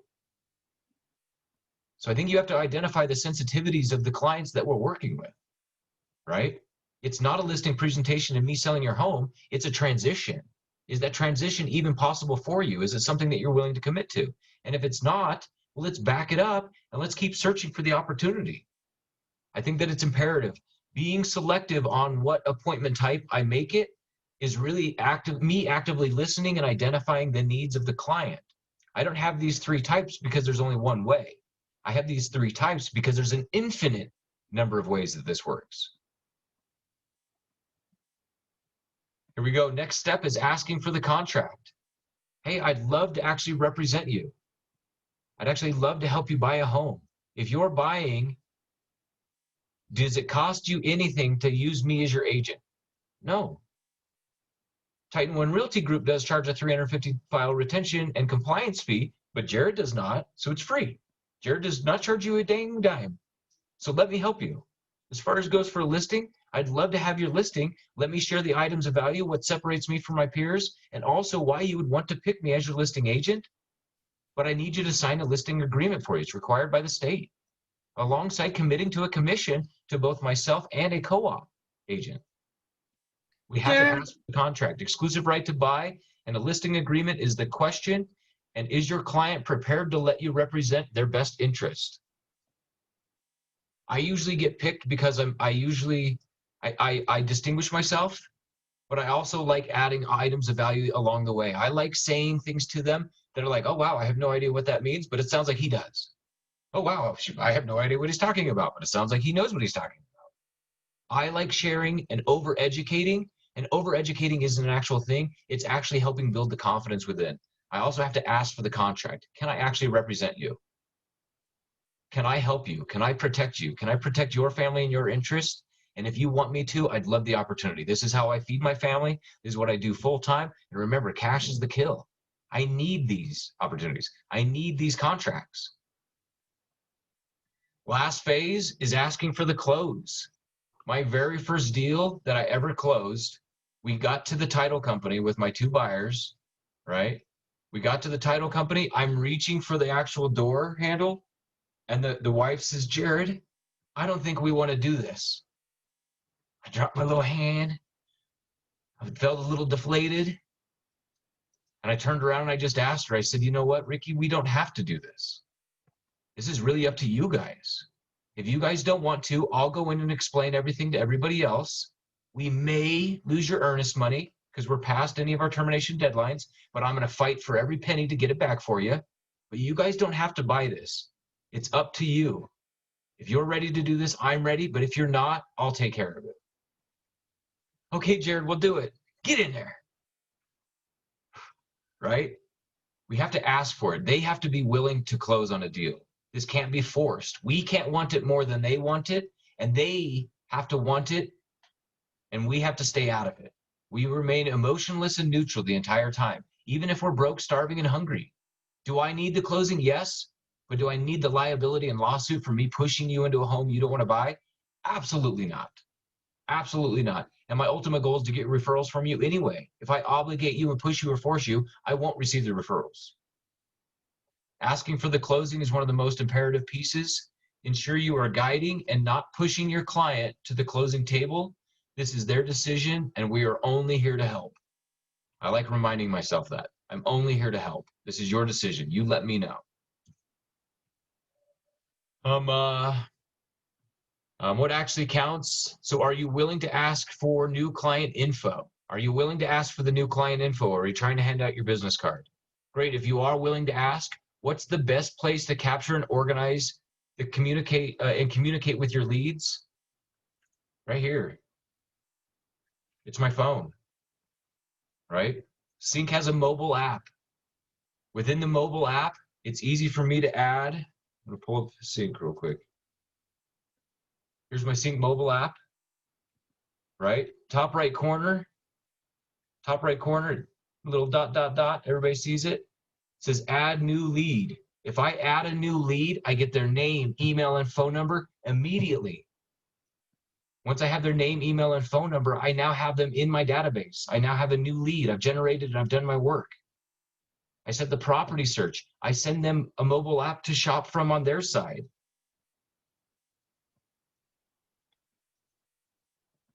Add new lead info now. Instantly add their name, email, and phone number and begin the process.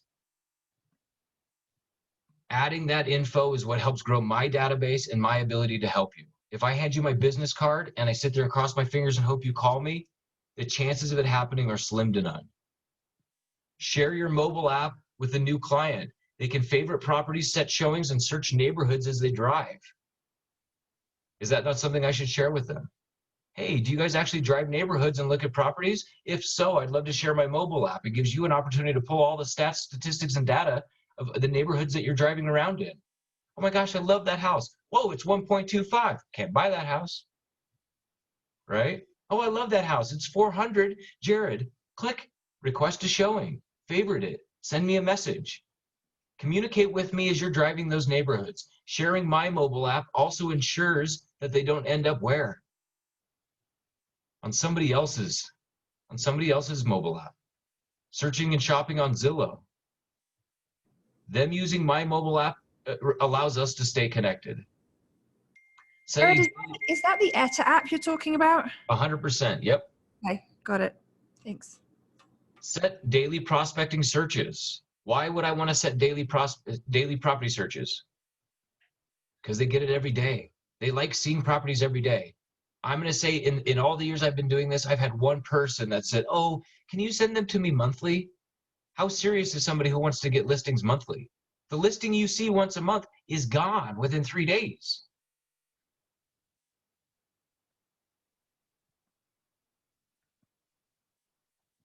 Setting daily property searches is what keeps my name, my face in front of them every day. I like them seeing my face. I don't have to call you every day and you still see me every day. Oh, there's Jared's email. Oh, there's Jared's email. Oh, there's Jared's email. Oh shit, Jared's calling me. It's all connected. Log detailed notes. Make sure to include the client's interest, their time frame, their motivation, possible obstacles, and homework. What do I mean by possible obstacles and homework?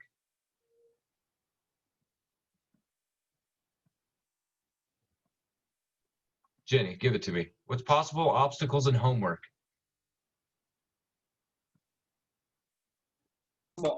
Possible obstacles. And why is that imperative that I put that in my notes?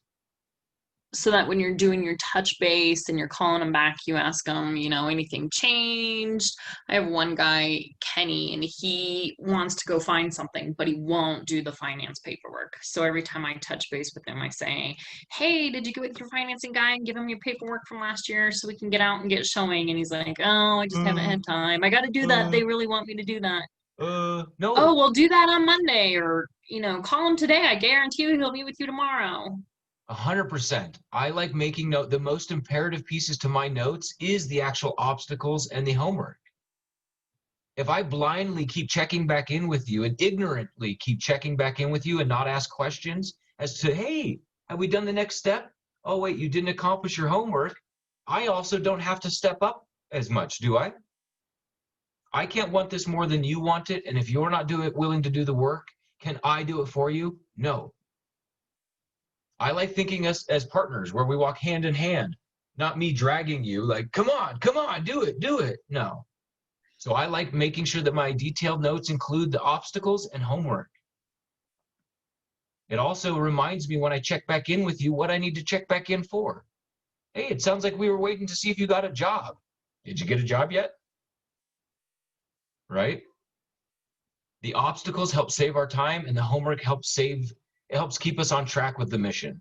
Well, hey, remember you wanted to get a backyard for the dog and in the school district for your children. In order for us to get that for you, we got to get the financing paperwork turned in. What's holding you back? Oh, I'm just so nervous and afraid. Well, don't be afraid. We have to identify the route and the strategy, but we have to do these in a particular way. Do you want to get the backyard for the dog and the school for the kids? I do so bad. Well, great. When are you going to turn that in? I'll do it this Friday. Perfect. I'm going to call you Friday morning and help remind you. Can I check back in with you Friday? Okay, yeah, that'll work, Jared. Great. I like reminding people what they want. You said you wanted it. And if we're going to get it, we got to do these things. I think this piece is imperative. Identifying the obstacles, identifying the homework, and then not being afraid to massage it. If I mention like, hey, we have to do this, and you get upset at me, is that a client that respects me or my time? No. That's a person that doesn't respect themselves or other people. You have bad credit. We got to do a credit repair program. But I don't want to. I don't care. Then you're going to rent. If paying tens of thousands of dollars in rent each year benefits your family, then that's okay with me. No, it doesn't benefit my family, Jared. I know. Appreciation benefits your family. Keeping that money in your pocket benefits your family. I like reminding people the benefits that they want to accomplish, and I'm not afraid to do it in a direct manner. I'm also not here to lie or pretend like it's not what's needed. It's actually imperative. It's necessary. And if you want to reach your goals, which I'm in this boat, I am a homeowner. I bought a house less than 3 years ago. I'm sitting on $100,000 in equity. I can buy a bigger and better home if I wanted to. Do you want that same thing? We have to remind them the obstacles and the homework. Set follow-up reminders. Always bring an item of value to each of your calls. I believe even my check-ins, even me just checking in with you is an item of value. Me advocating for you is an item of value. I love bringing items of value. That eProperty Watch, item of value. Daily property searches, bless you. Setting reminders helps ensure that I don't drop the ball as well. Hey, I said I was going to check back in with you. Hey, I said I was going to send you this. Hey, I said I was going to do this. Setting those reminders ensures we accomplish the goals and the tasks that we've assigned ourselves to, but also it reminds the people that we care. Setting follow-up reminders is imperative. Check in frequently and ask for the appointment. How frequently do I ask for the appointment when I make phone calls? Say it again, Jenny. Every time. Every time. Why do I ask every time?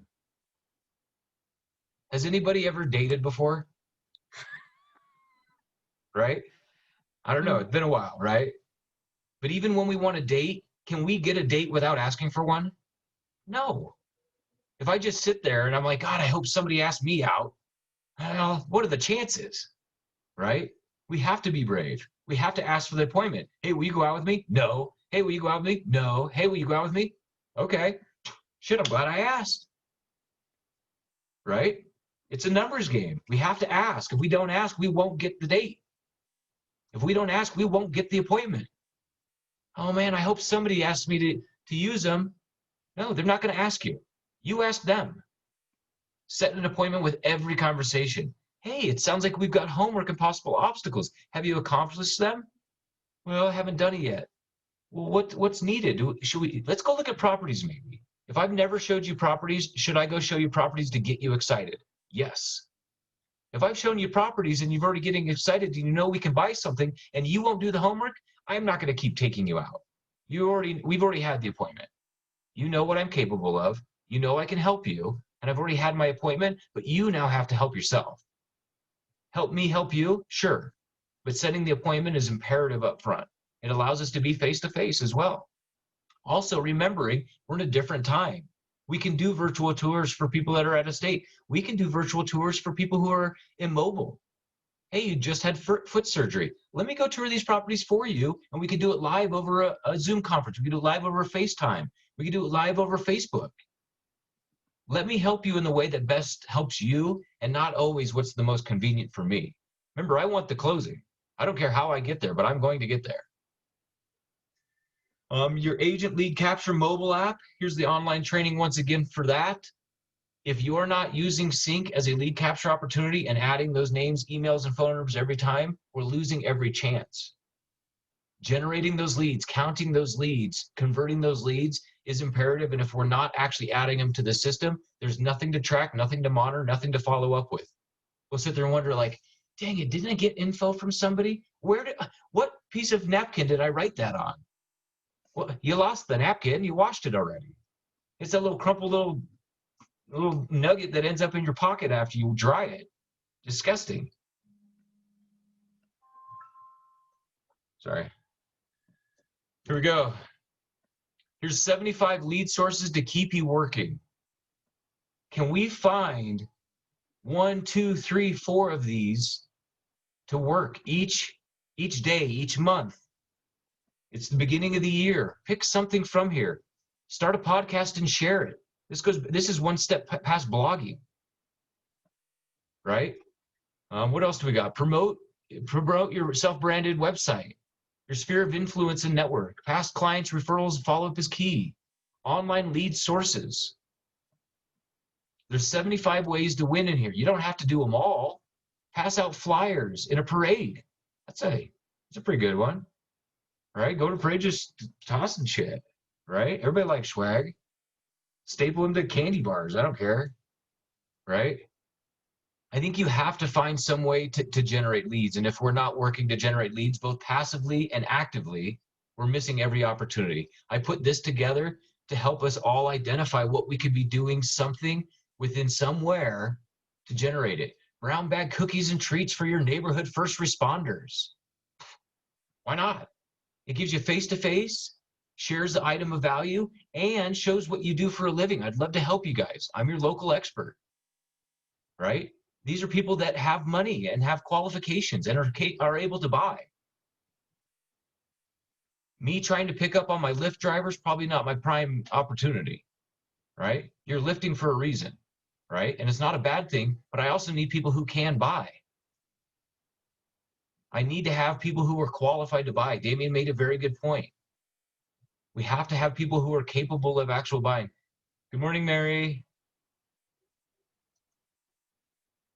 Here's 75 ways for us to win. Pick 1, 2, 3, 4 of them. Implement them. begin to track the results, keep continually practicing it. I made the example of the individual who reached out to the 15 Facebook individuals, got 3 buyers, but did it one time and never did it again. What happens if you did that every week to 15 people in your network? Just wanted to see if you were considering it. I'd love to be selected. Here's an item of value, meaning you can search for properties right here. Let me know how I can help. That's one way to generate leads that doesn't cost you any money. But remember, we have nothing but time. We have 2 things in this industry, time and money. You either have the money to buy the leads or you've got the time to generate the leads. You have to decide what you've got. You've either got time or money.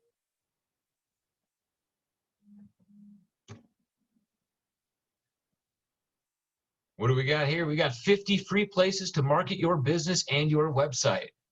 Online directories. Use these platforms, local listings and online directories for promoting your self-branded website and ensure you are found online.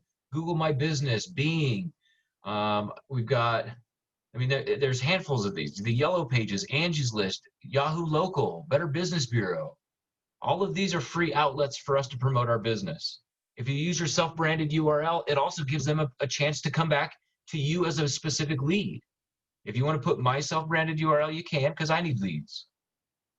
I'd encourage you to use yours. Social blogging and curating content. Reddit, Tumblr, WikiHow, Dig, Scoop. All of these are ways for us to produce content. Content is a passive way for us to generate leads and expose ourselves as an industry professional.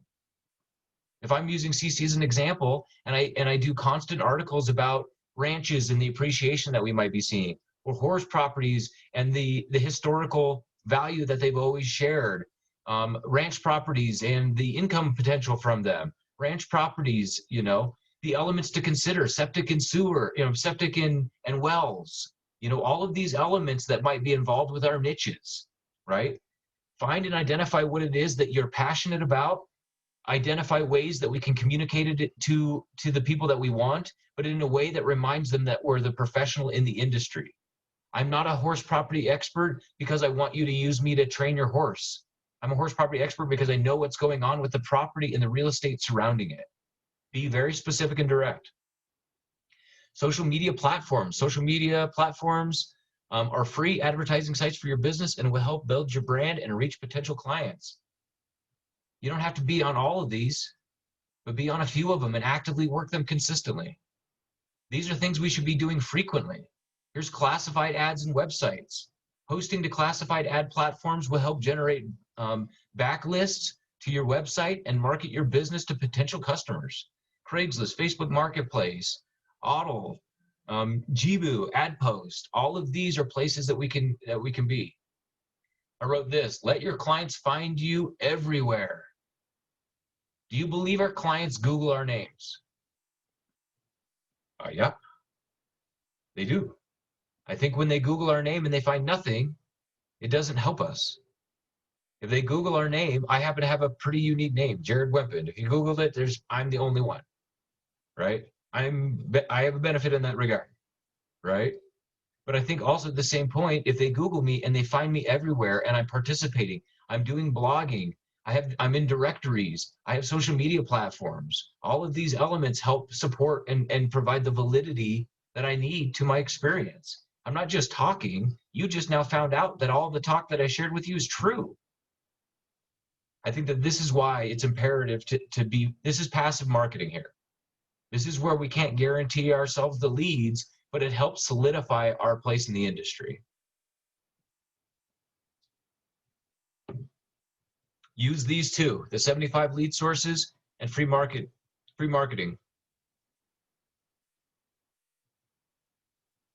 Once you set these up, very rarely do we have to add the content. Social blogging and curating content, once you've created the content, you start sharing it, right? But if you quit creating content, you don't have the content to share. Do this once a week, do this every other week, do this once a month, but then share it with all the groups. Passive marketing.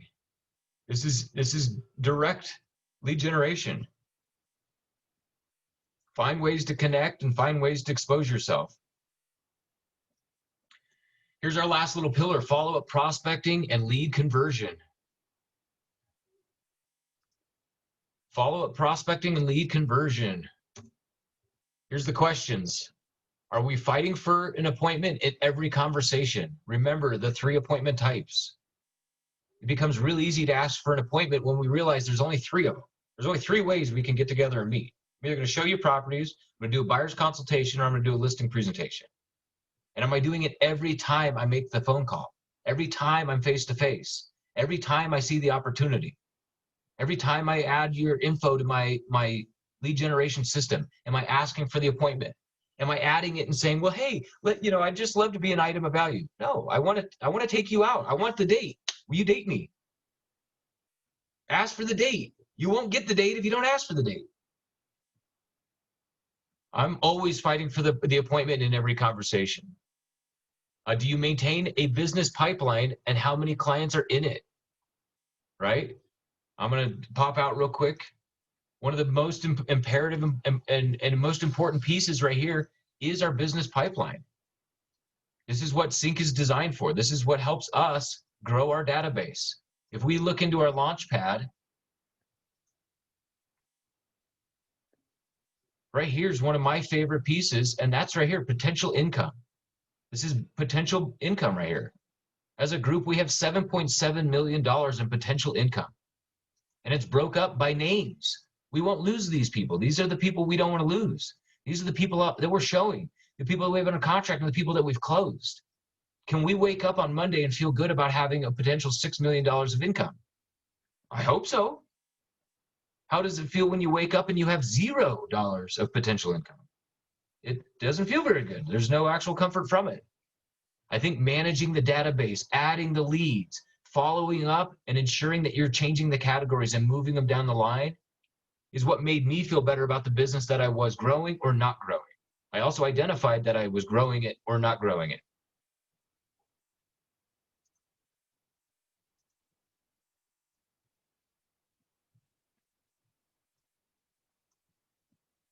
Here's the next question. Do you have a list of follow-up clients for the week? Top 10 at least. Do you have a list of people that you have to connect with this week? Pick your top 10. Not people we have under contract, not people that is just a follow-up call and we have no interest, no idea, but actual follow-up clients. People that I need to ask for the appointment for again. Find 10 every week. Even if you made 10 follow-up calls and keep pushing for the appointment, how many appointments can you set each week, or how many appointments should you set each week? Anybody have an appointment goal? I'll share mine. When I first got involved, I had one appointment goal a week. I will find 1 appointment a week, right? It include one of the 3. It could have been a listing presentation, a buyer's consultation, or showing properties. But if I got one of those 3, I found success in my week. I started to find 1 a week. I quickly changed to 2 a week. Once I started making 2 a week, I started to get 4 a week. Once I had 4 appointments a week, I started to get partners. And I'd share those 4 appointments with people. I also knew that once those 4 appointments were being met and my peers were out on those appointments, guess what I got to do with my time? I got to go find more appointments. It starts with 1. Set a goal. If you can't make 1 appointment a week, start with 1 appointment a week. Ensure that that becomes your goal. If you don't get your appointment in the week, what do we do then? I guess you better just pat yourself in the back for trying.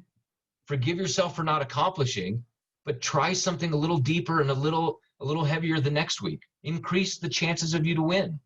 I saw the quote. It says you'll never make the goal that you've never taken a shot for.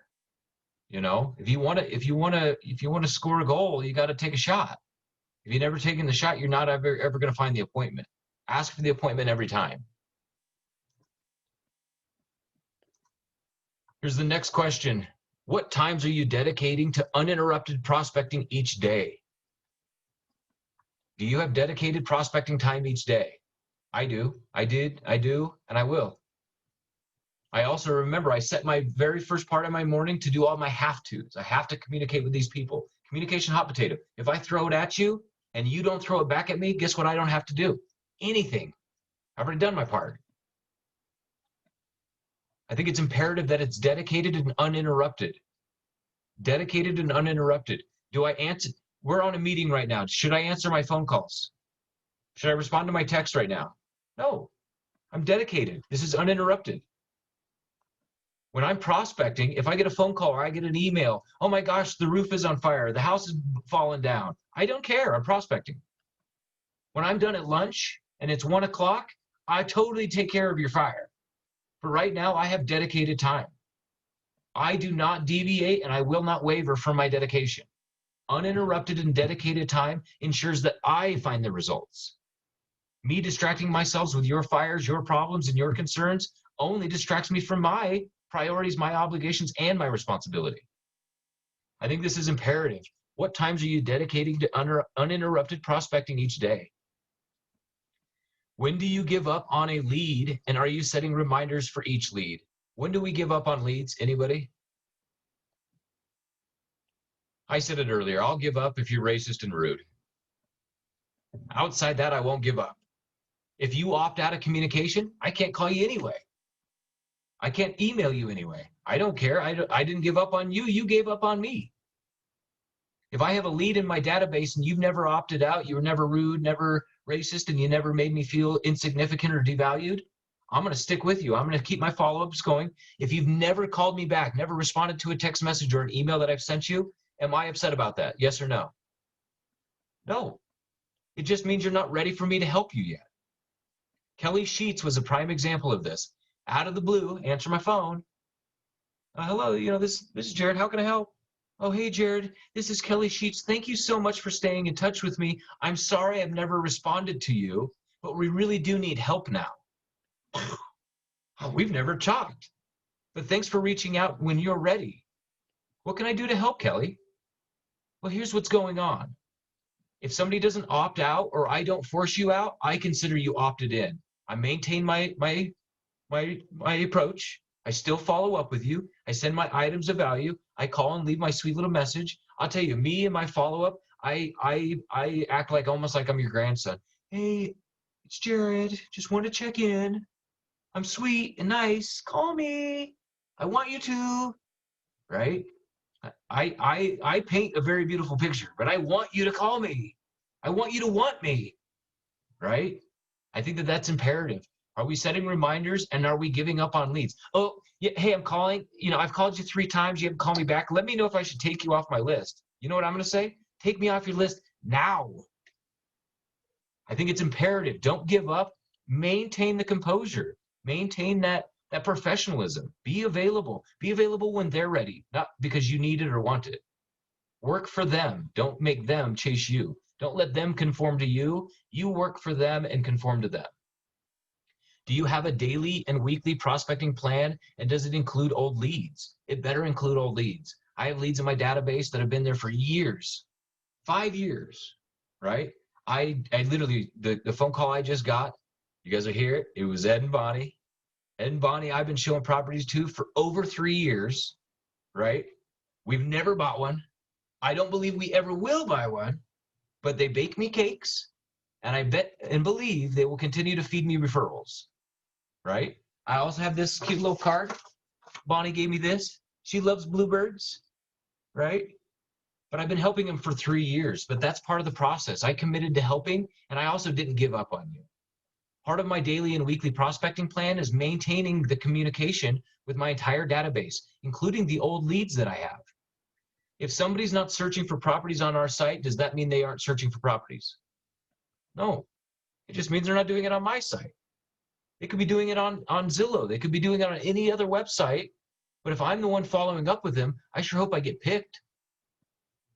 Hey, I've noticed that you haven't been checking your property searches. Just wanted to see if I can make any adjustments or changes for it. Love to hear some feedback from you. Right? Don't give up on old leads because they still convert. If we give up, they'll give up. What am I not willing to do is give up. It took too much energy and effort to get the lead. Getting the lead's the tough part. Following up is the easy part. Here's some thoughts. The appointments you set today will pay you in the unforeseeable future. How ominous is that? Right? All my energy and effort today doesn't actually pay me in any anytime soon? Nope. Get used to it. Are you prospecting daily with the understanding that it will pay you tomorrow? I am. I also know that if I set 10 appointments, I'll close at least 3 of you, 2 to 3 of you, 1 of you at least in 90 days. So that means I got to find 10 appointments. Oh, I've only got 1. Well, that means the chance of me getting this 1 in the next 90 days is a 1/10 of a chance. That's not a very good odd. Do I need business? Do I need a closing in the next 90 days? I need one next month. I need one every month. Everything we do today pays us tomorrow. I said, set 1 of the 3 appointment types and follow-up plan that helps your clients reach their goals. Set 1 of the 3 appointment types and a follow-up plan that helps your client reach your goals. Set 1 of the appointment types. Find an appointment every week. Find ways to help your clients reach their goals. Identify their obstacles. Hey, what's holding you back? I ask that question all the time. Hey, it sounds like we're in a position to do this. What's actually holding you back? Oh, it's this. Oh, well, that's actually controllable. You're in a lease. Hey, how does your landlord feel about you canceling your lease? Do you want to know what your lease break fee is? Well, it's actually my mom owns the house. You don't even have a lease break fee.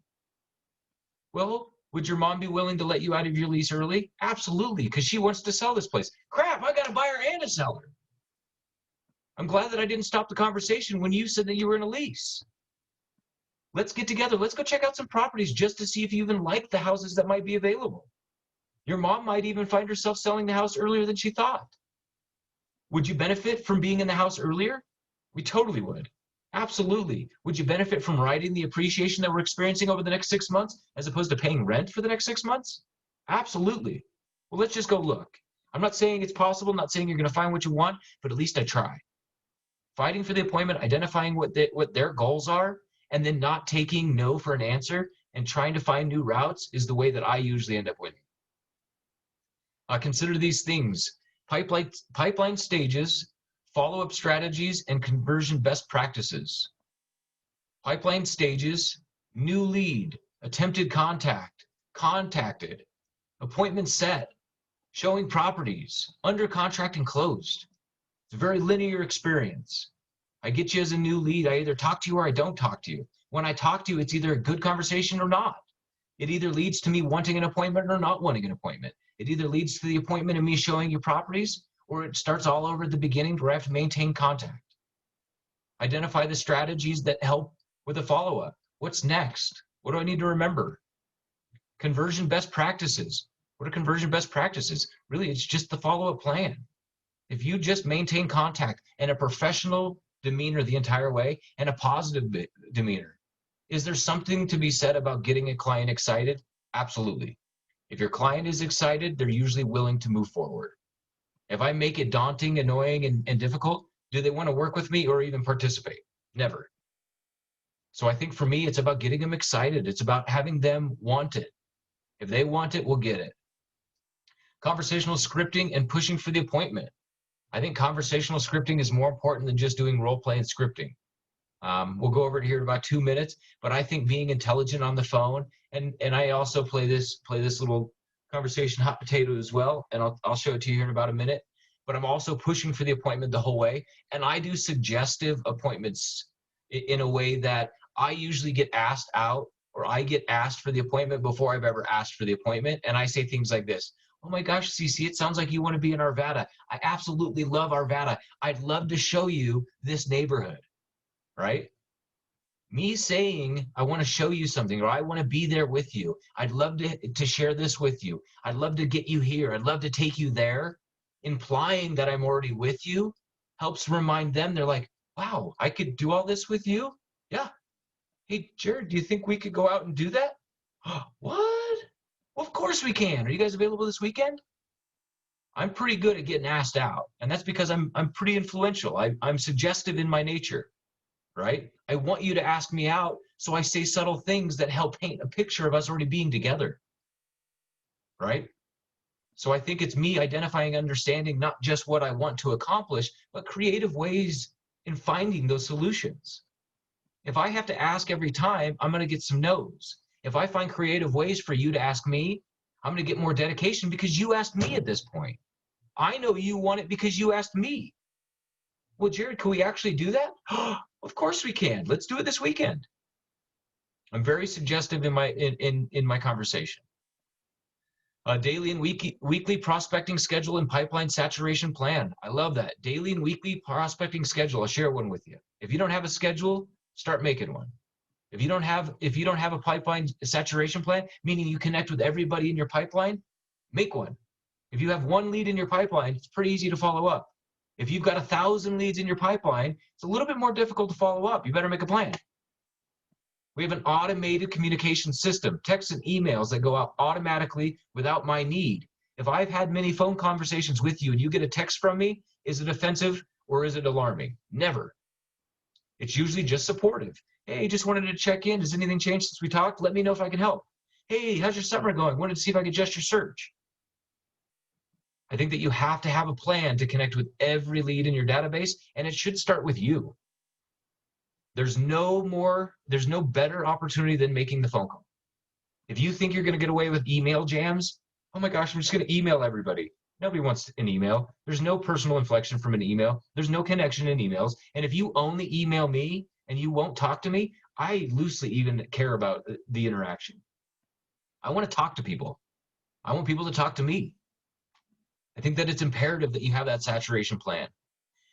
Creating, and implementing automated prospecting support. We just talked about it.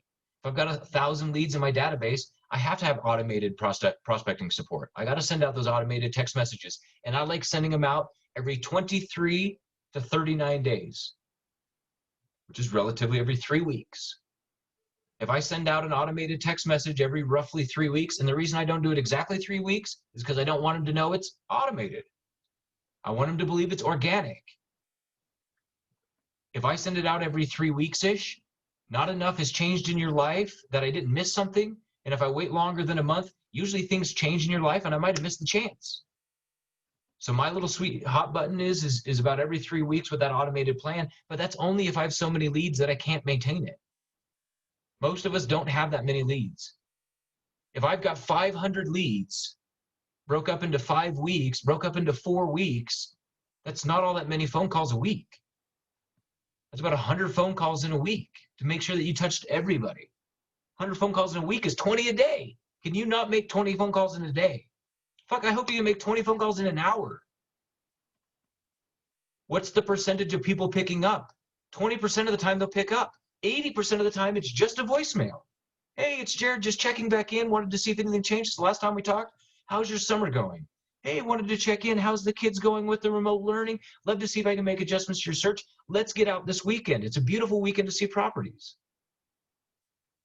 The phone call cannot be replaced. You have to make the phone calls. And if you have a database that's manageable and obtainable, keep making the phone calls, right? That's your moneymaker.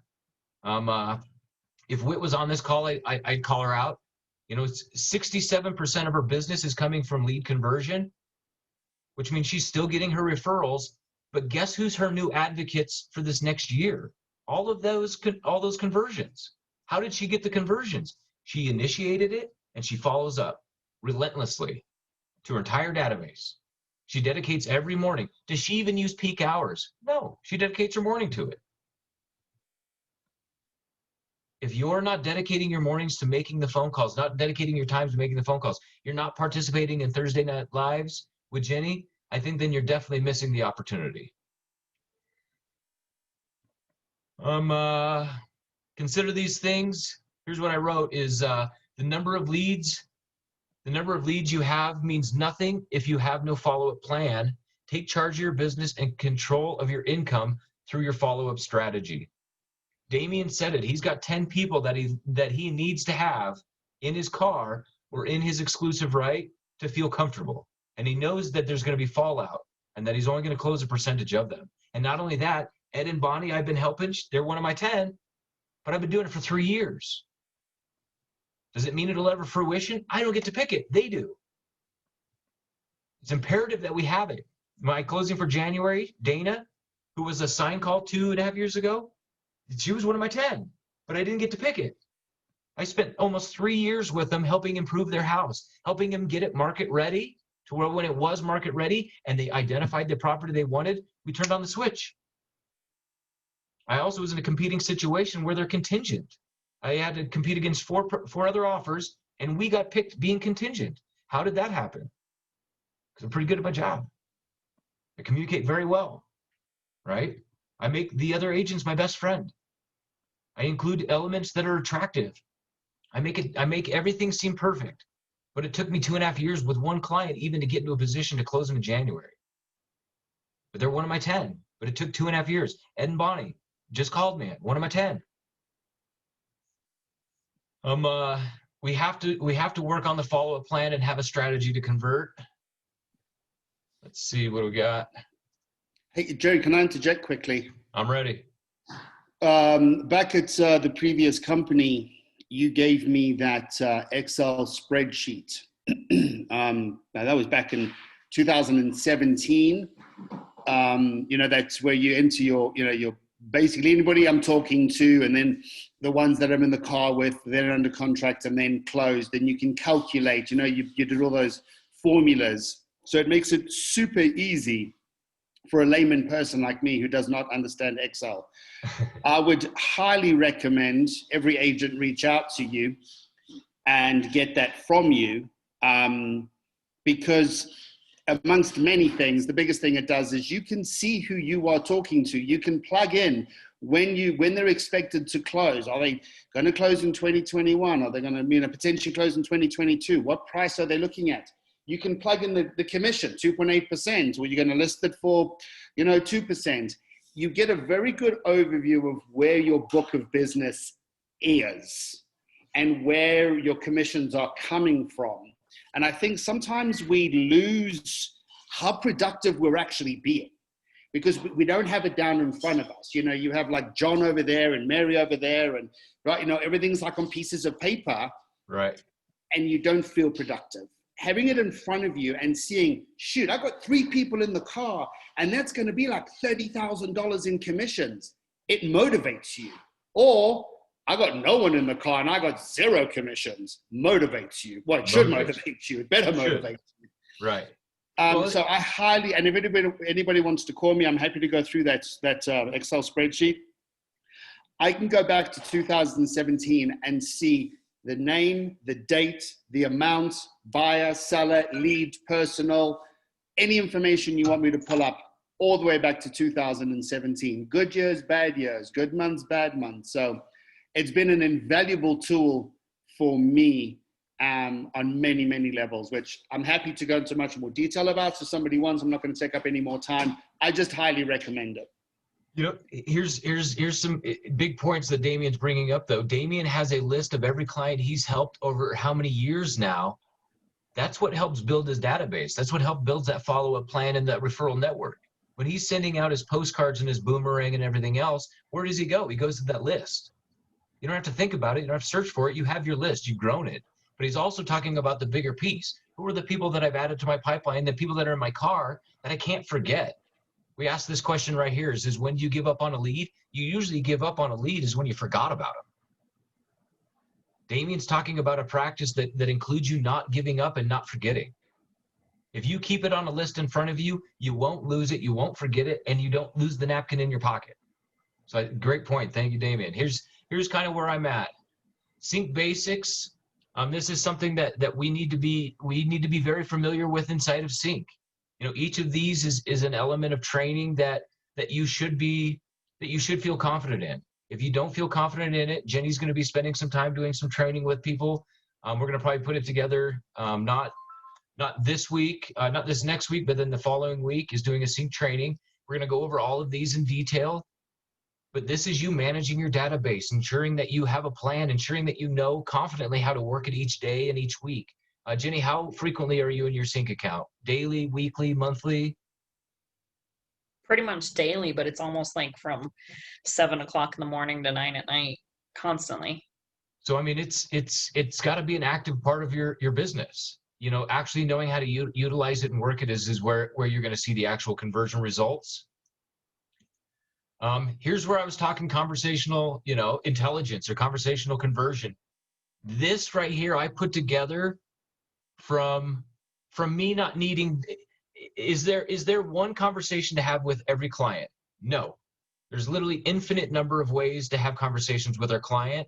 I put this together because I've learned that if I sit on one particular topic too long, I also identify that I didn't find out much of anything from a person. I also find out that sometimes if I stick to one particular topic, let's say financing, for instance, most people don't want to talk about financing. If it's a sensitive topic and they don't want to talk about it, I end up losing the relationship and the client.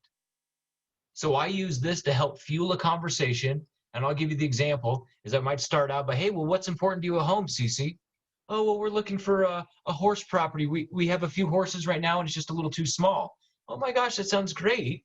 Well, it sounds like you're also motivated by the fact that you're going to get the new ranch for your horses. Is there anybody else involved? Do you have kids? Do you have other pets? Is there anything else I should be considering?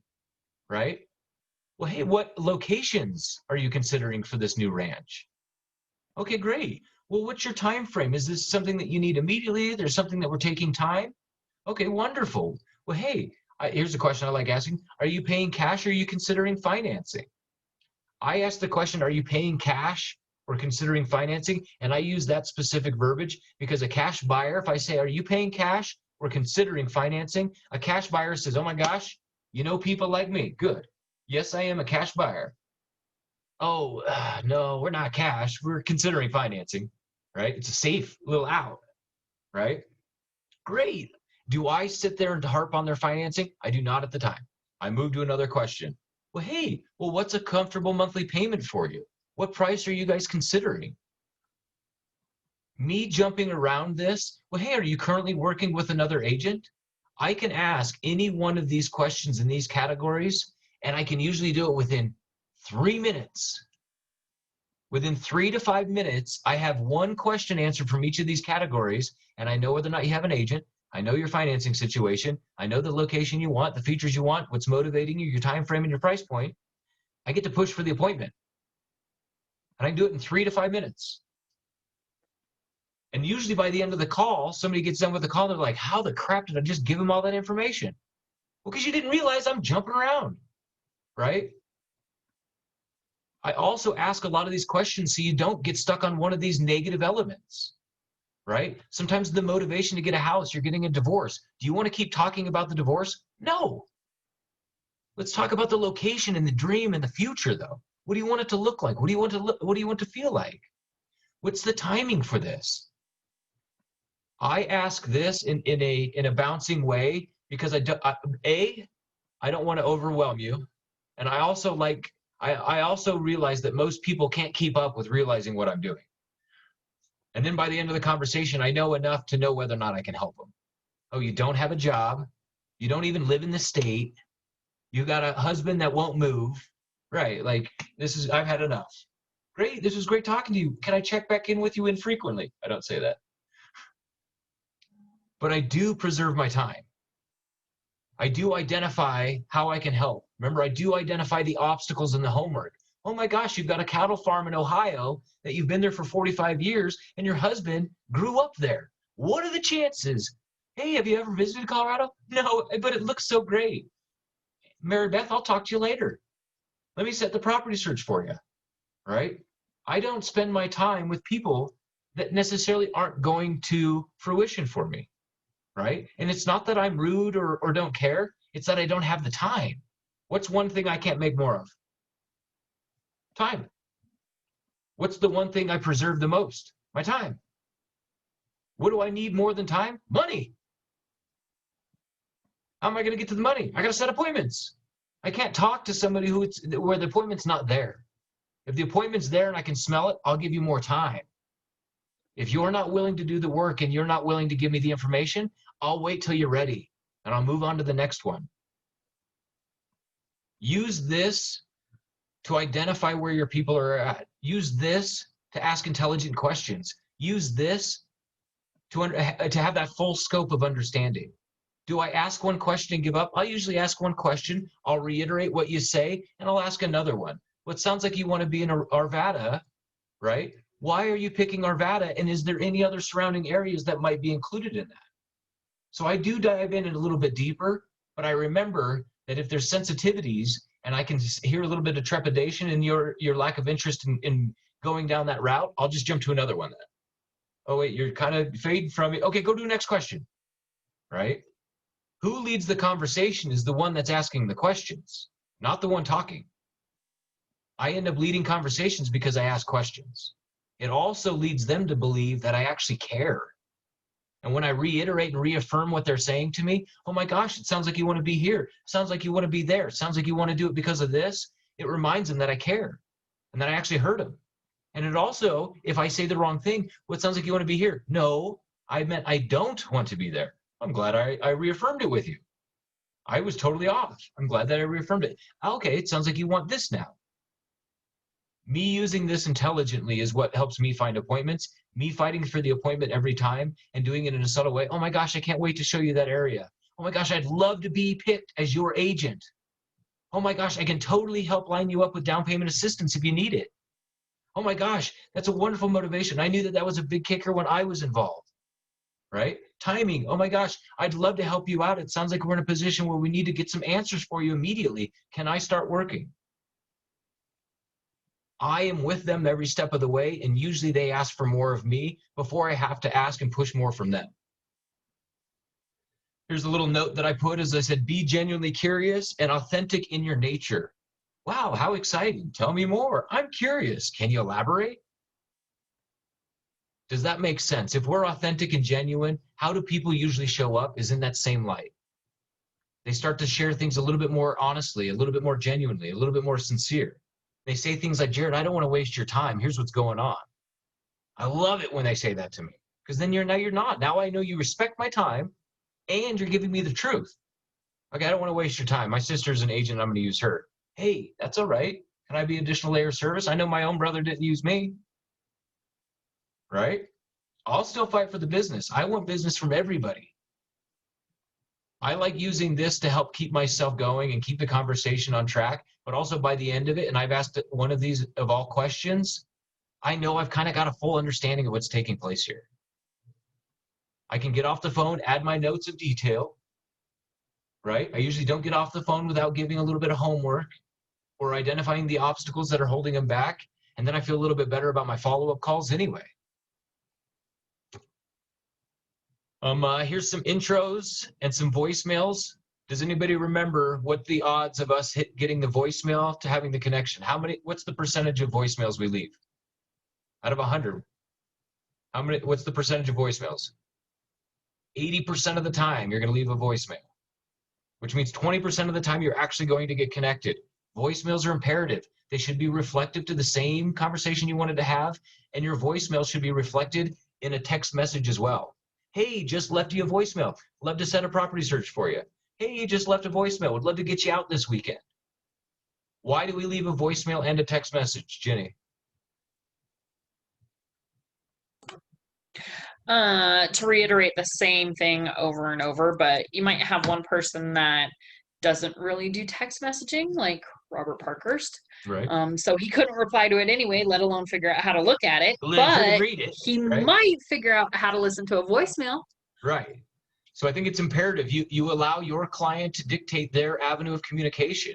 If they prefer communicating through text, they'll respond through text. If they prefer communicating through voicemail, they'll give you a call. I like connecting them both because when they hear my voice, they make an immediate decision, judging a book by its cover. Oh, wow, this sounds like such a nice young man. I would totally talk to somebody like that.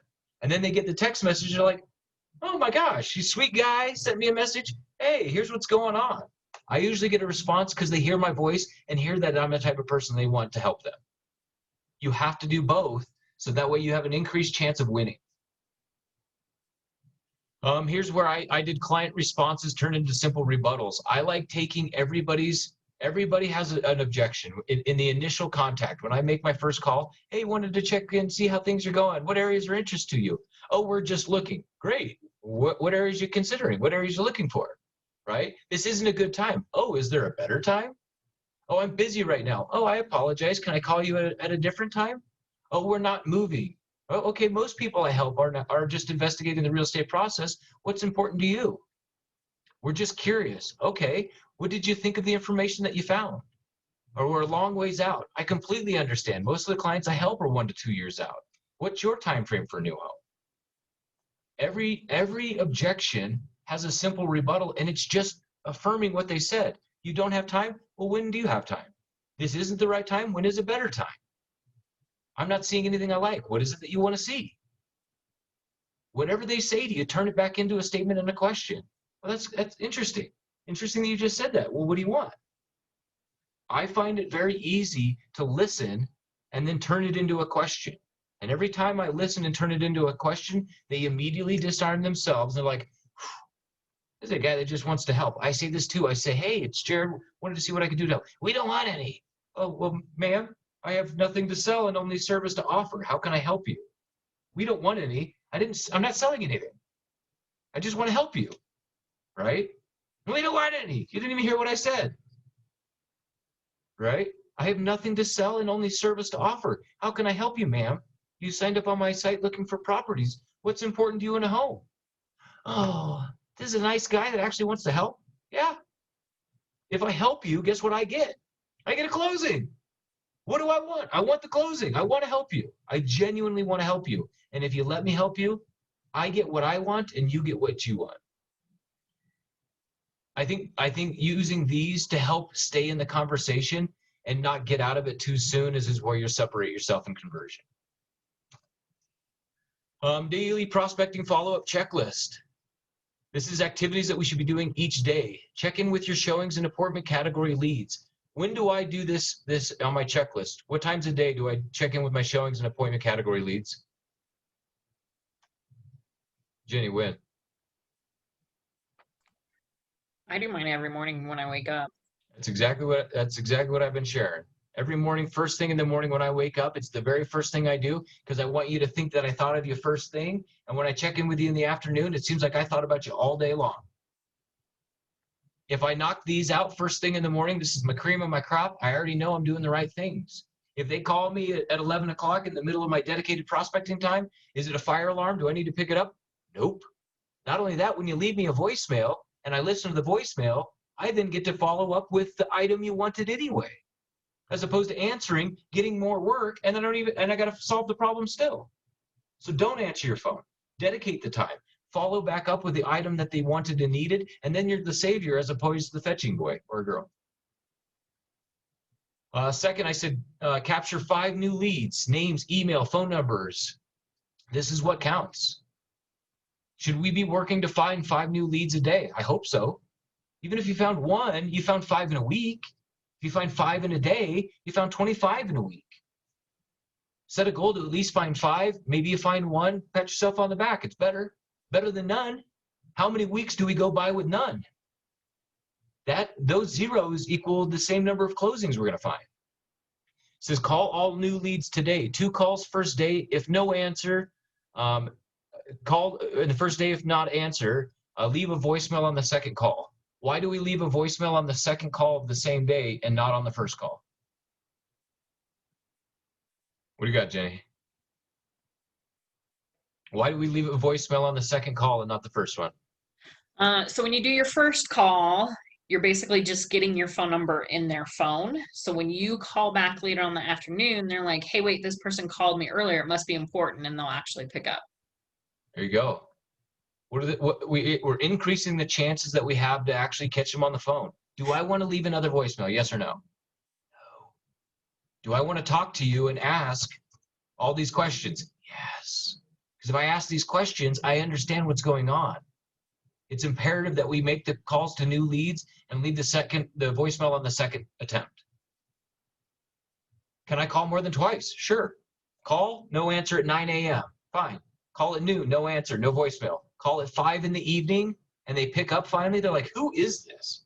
Are they a little maybe like, dang it, you got me? Most of the time. But that's where me being a good guy and a nice guy and reminding him, hey, I have nothing to sell and only service to offer. That's where it becomes the win in my court. The voicemail what do you got? I was going to say, I think it's also important to remember that if they didn't want you calling and touching base with them and doing it more than 1 time a day, or sending you texts or sending them emails, they'd opt out. So if they're not opting out, they're okay with you doing it. Right. If they didn't opt out, I believe they're opted in. Call 15 attempted category leads. If you have 0 leads in your attempted category, find new leads. These people in the attempted category are the people we have not connected with. They're leads that we have in our system and our database that don't have a connection. We haven't had no conversations with. We have no idea what's taking place. 60% of our database ends up being in the attempted category. If they haven't opted out, I believe that they're opted in. So just because we haven't spoke doesn't mean we're not going to in the future. I have got to connect with this category. It's 60% of my database usually. Use peak hours to connect with them easier. Why would I use peak hours? Jenny, why do we use peak hours to connect with attempted categories? You're more likely to get them to answer. I want to talk to you. I want to ask you these questions. If I don't talk to you, I never get to ask the question. Attempted category is where our new work comes from. Call 15 contacted leads. Why is somebody in a contacted category? It's because I've chatted with you. It might be the person that I called. Hey, wanted to see if I could help you. Like, I'm on the road right now. I can't talk. Click. Okay. Well, we did talk. I just didn't get anything out of it. Right? I need to get more out of this conversation. Has anything changed since the last time we chatted is my go-to line. Right? Somebody will tell you if something's changed. Well, yeah, we're in this situation. No, yeah, no. It's this situation. They're going to tell you what's taking place. Send out 15 prospecting emails. Great for leads with no phone number. If I don't have a good phone number and I send out my little prospecting emails, usually when somebody replies, they have a signature line that includes their phone number. Well, guess what I just got? Your phone number from your signature line. Thank you for the response. So don't give up on somebody just because they don't have a phone number, and keep sending out the emails, but don't forget that this is more important than sending out your emails. Emails is not the way to win. Set 10 new property searches. They have to come from somewhere. It has to come from a conversation. I can't find a property search from nowhere. I got to have conversations, whether it's face-to-face, whether it's at the dog park. I'm going back to my lead gen categories. Where am I finding my leads from? And in the conversation, am I setting my new property searches? If you can set 10 new property searches a day, what are the odds that you'll find an appointment? Remember, I have an appointment goal, and in every conversation, I'm fighting for the appointment. If I've got the property search set, the best way to ask is let's just start meeting. Let's go look at the properties this week. Buyers want active listings, sellers want sold and under contract listings. Every day, I have the goal of setting at least one new appointment.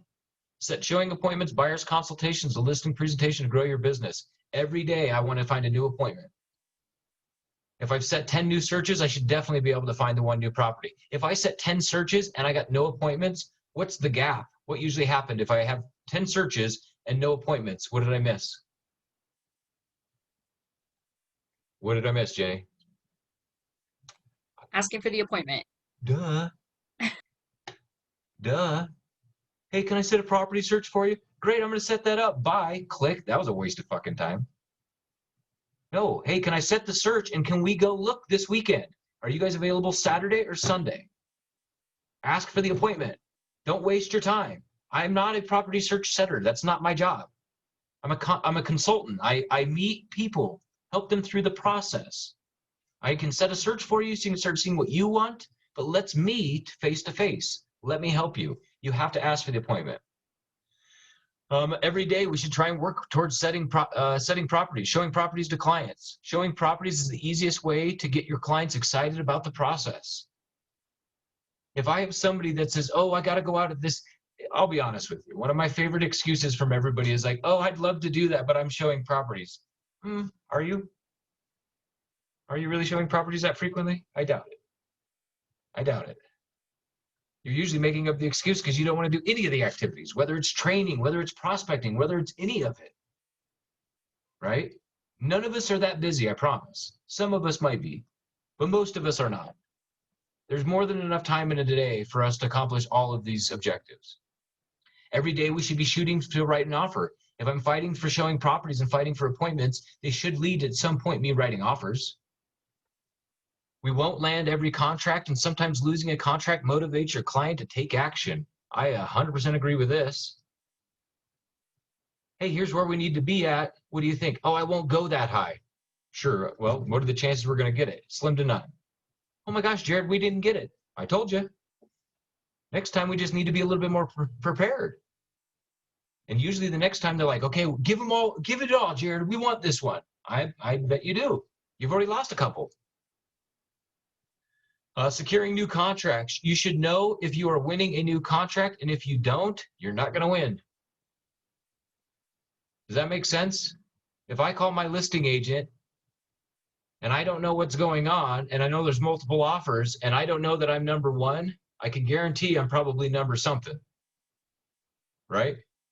The reason I got my January contracts is because I knew I was number one, and I stuck with it and made sure I was number one till they accepted one, and it was mine. I knew I was number one the whole time. If I'm doing real well with communicating, and then that listing agent ghosts me and won't talk to me anymore, I'll bet I turned out not to be number one anymore. You know if you're going to win a contract or not. And if you don't know if you're winning it, you know you're losing it. We should want to have a closing every day. What if we had 30 closings a month? You'd be rich. You'd be rich, and you'd have one heck of a large team. You know when they're coming, and you've worked hard to get there. Our closings are usually 30 to 45 days out. We know when they're coming, and we worked hard to get there. Here's a little note. Smile and keep dialing. Prospect for conversations and grow conversations to set appointments. The only reason I'm talking is because I want the appointment from it. I'm not here to set a search from you. I'm actually here to meet you. I'm here to actually have you meet me, and I think that's even more imperative. I want you to meet me. I want you to like me. I want you to use me. I want you to tell your friends about me. Here's a prospecting log. Print this off. Use this in association with this. Print this on a two-sided worksheet. Keep this on one side and keep this on the other. As I'm making my phone calls to these categories, I should know what's taking place with these actual individuals. Write down the conversation that you have. Write down their phone number. Have I set a search? Have I shared the app? What's their time frame? What motivation? Are they working with an agent? What's their financing? Did I get to set an appointment? What are any notes that I have about them? This goes hand in hand with what Damien said with keeping that log in front of you. If I write these numbers down, these names down on the list, and let's say I get 20 people, well, shoot, that's a lot of opportunity right there. Don't lose this list, but make sure you incorporate this list to what database? Where's your master database kept in? Where's it at, Jenny?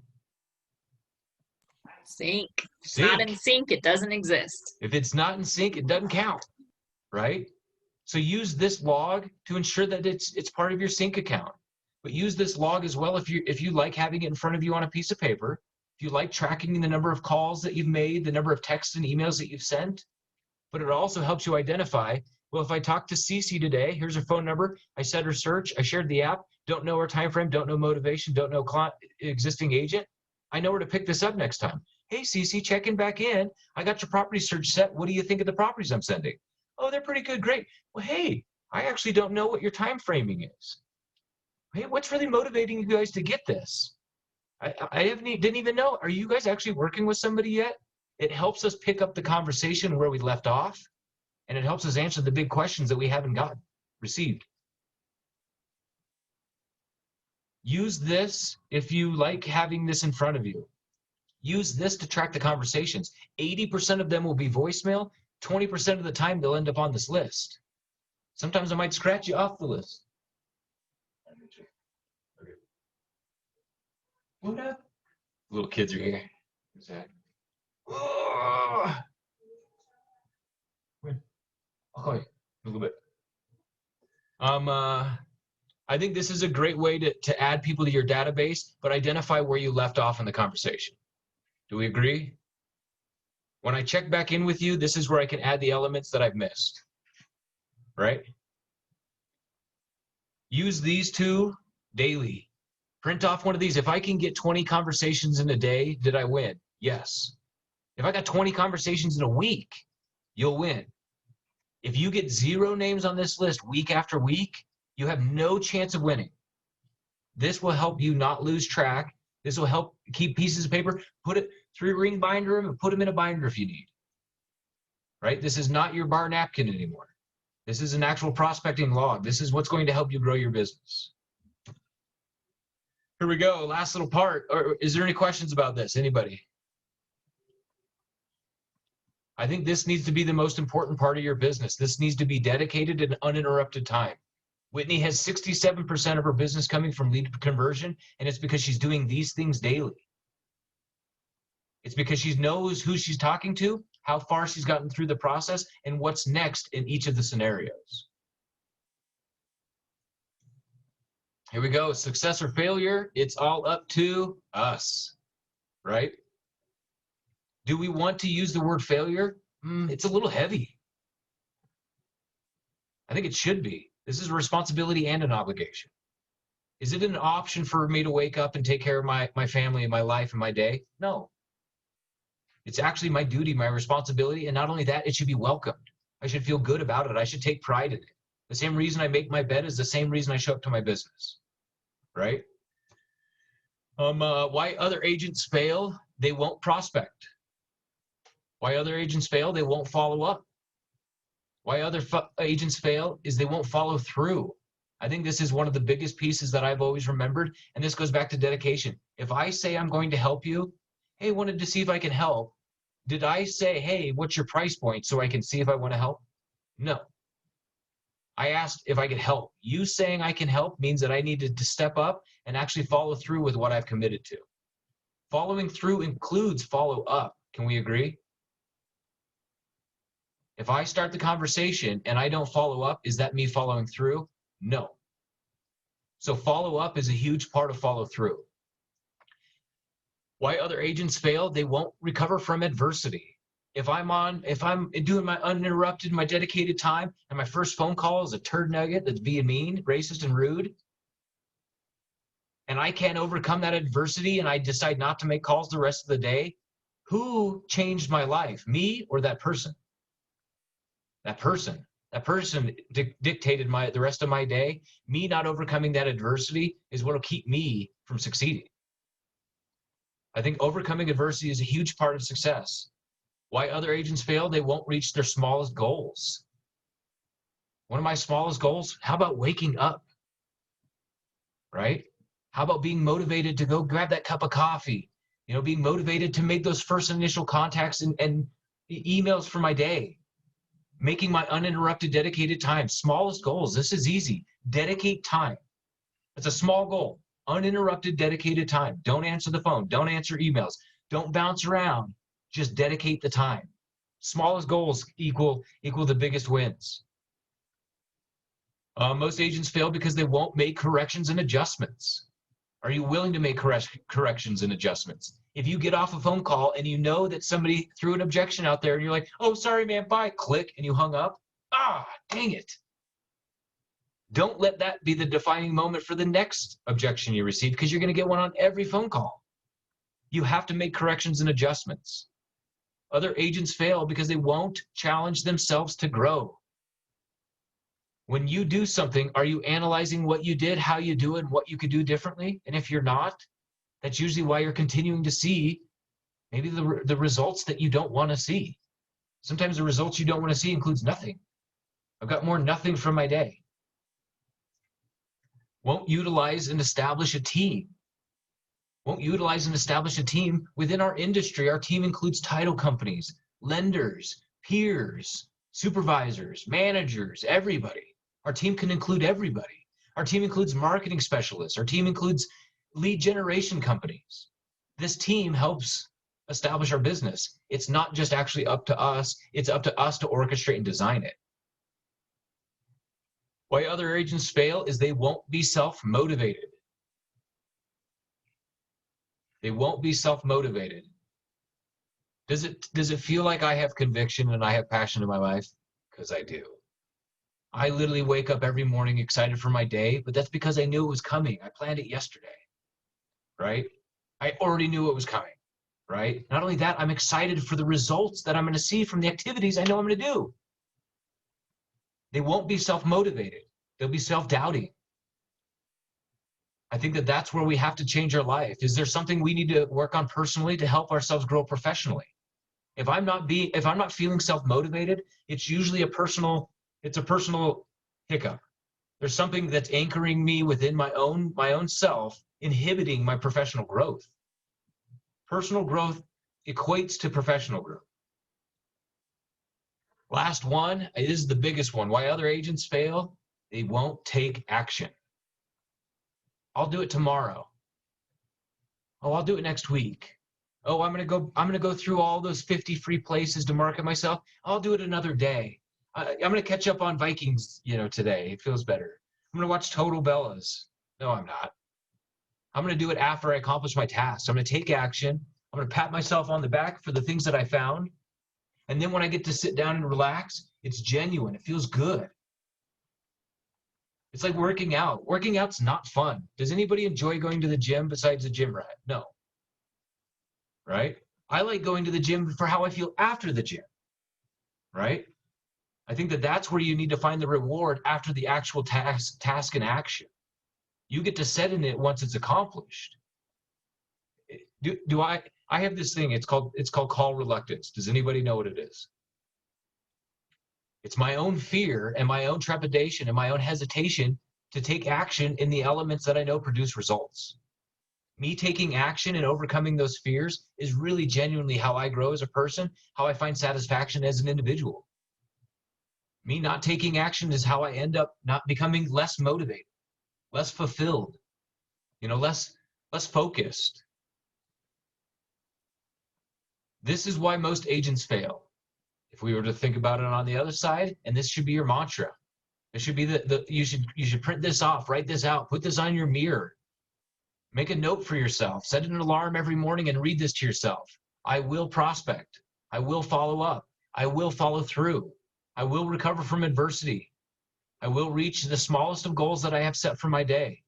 I will make corrections and adjustments when I encounter the adversity. I will challenge myself to grow.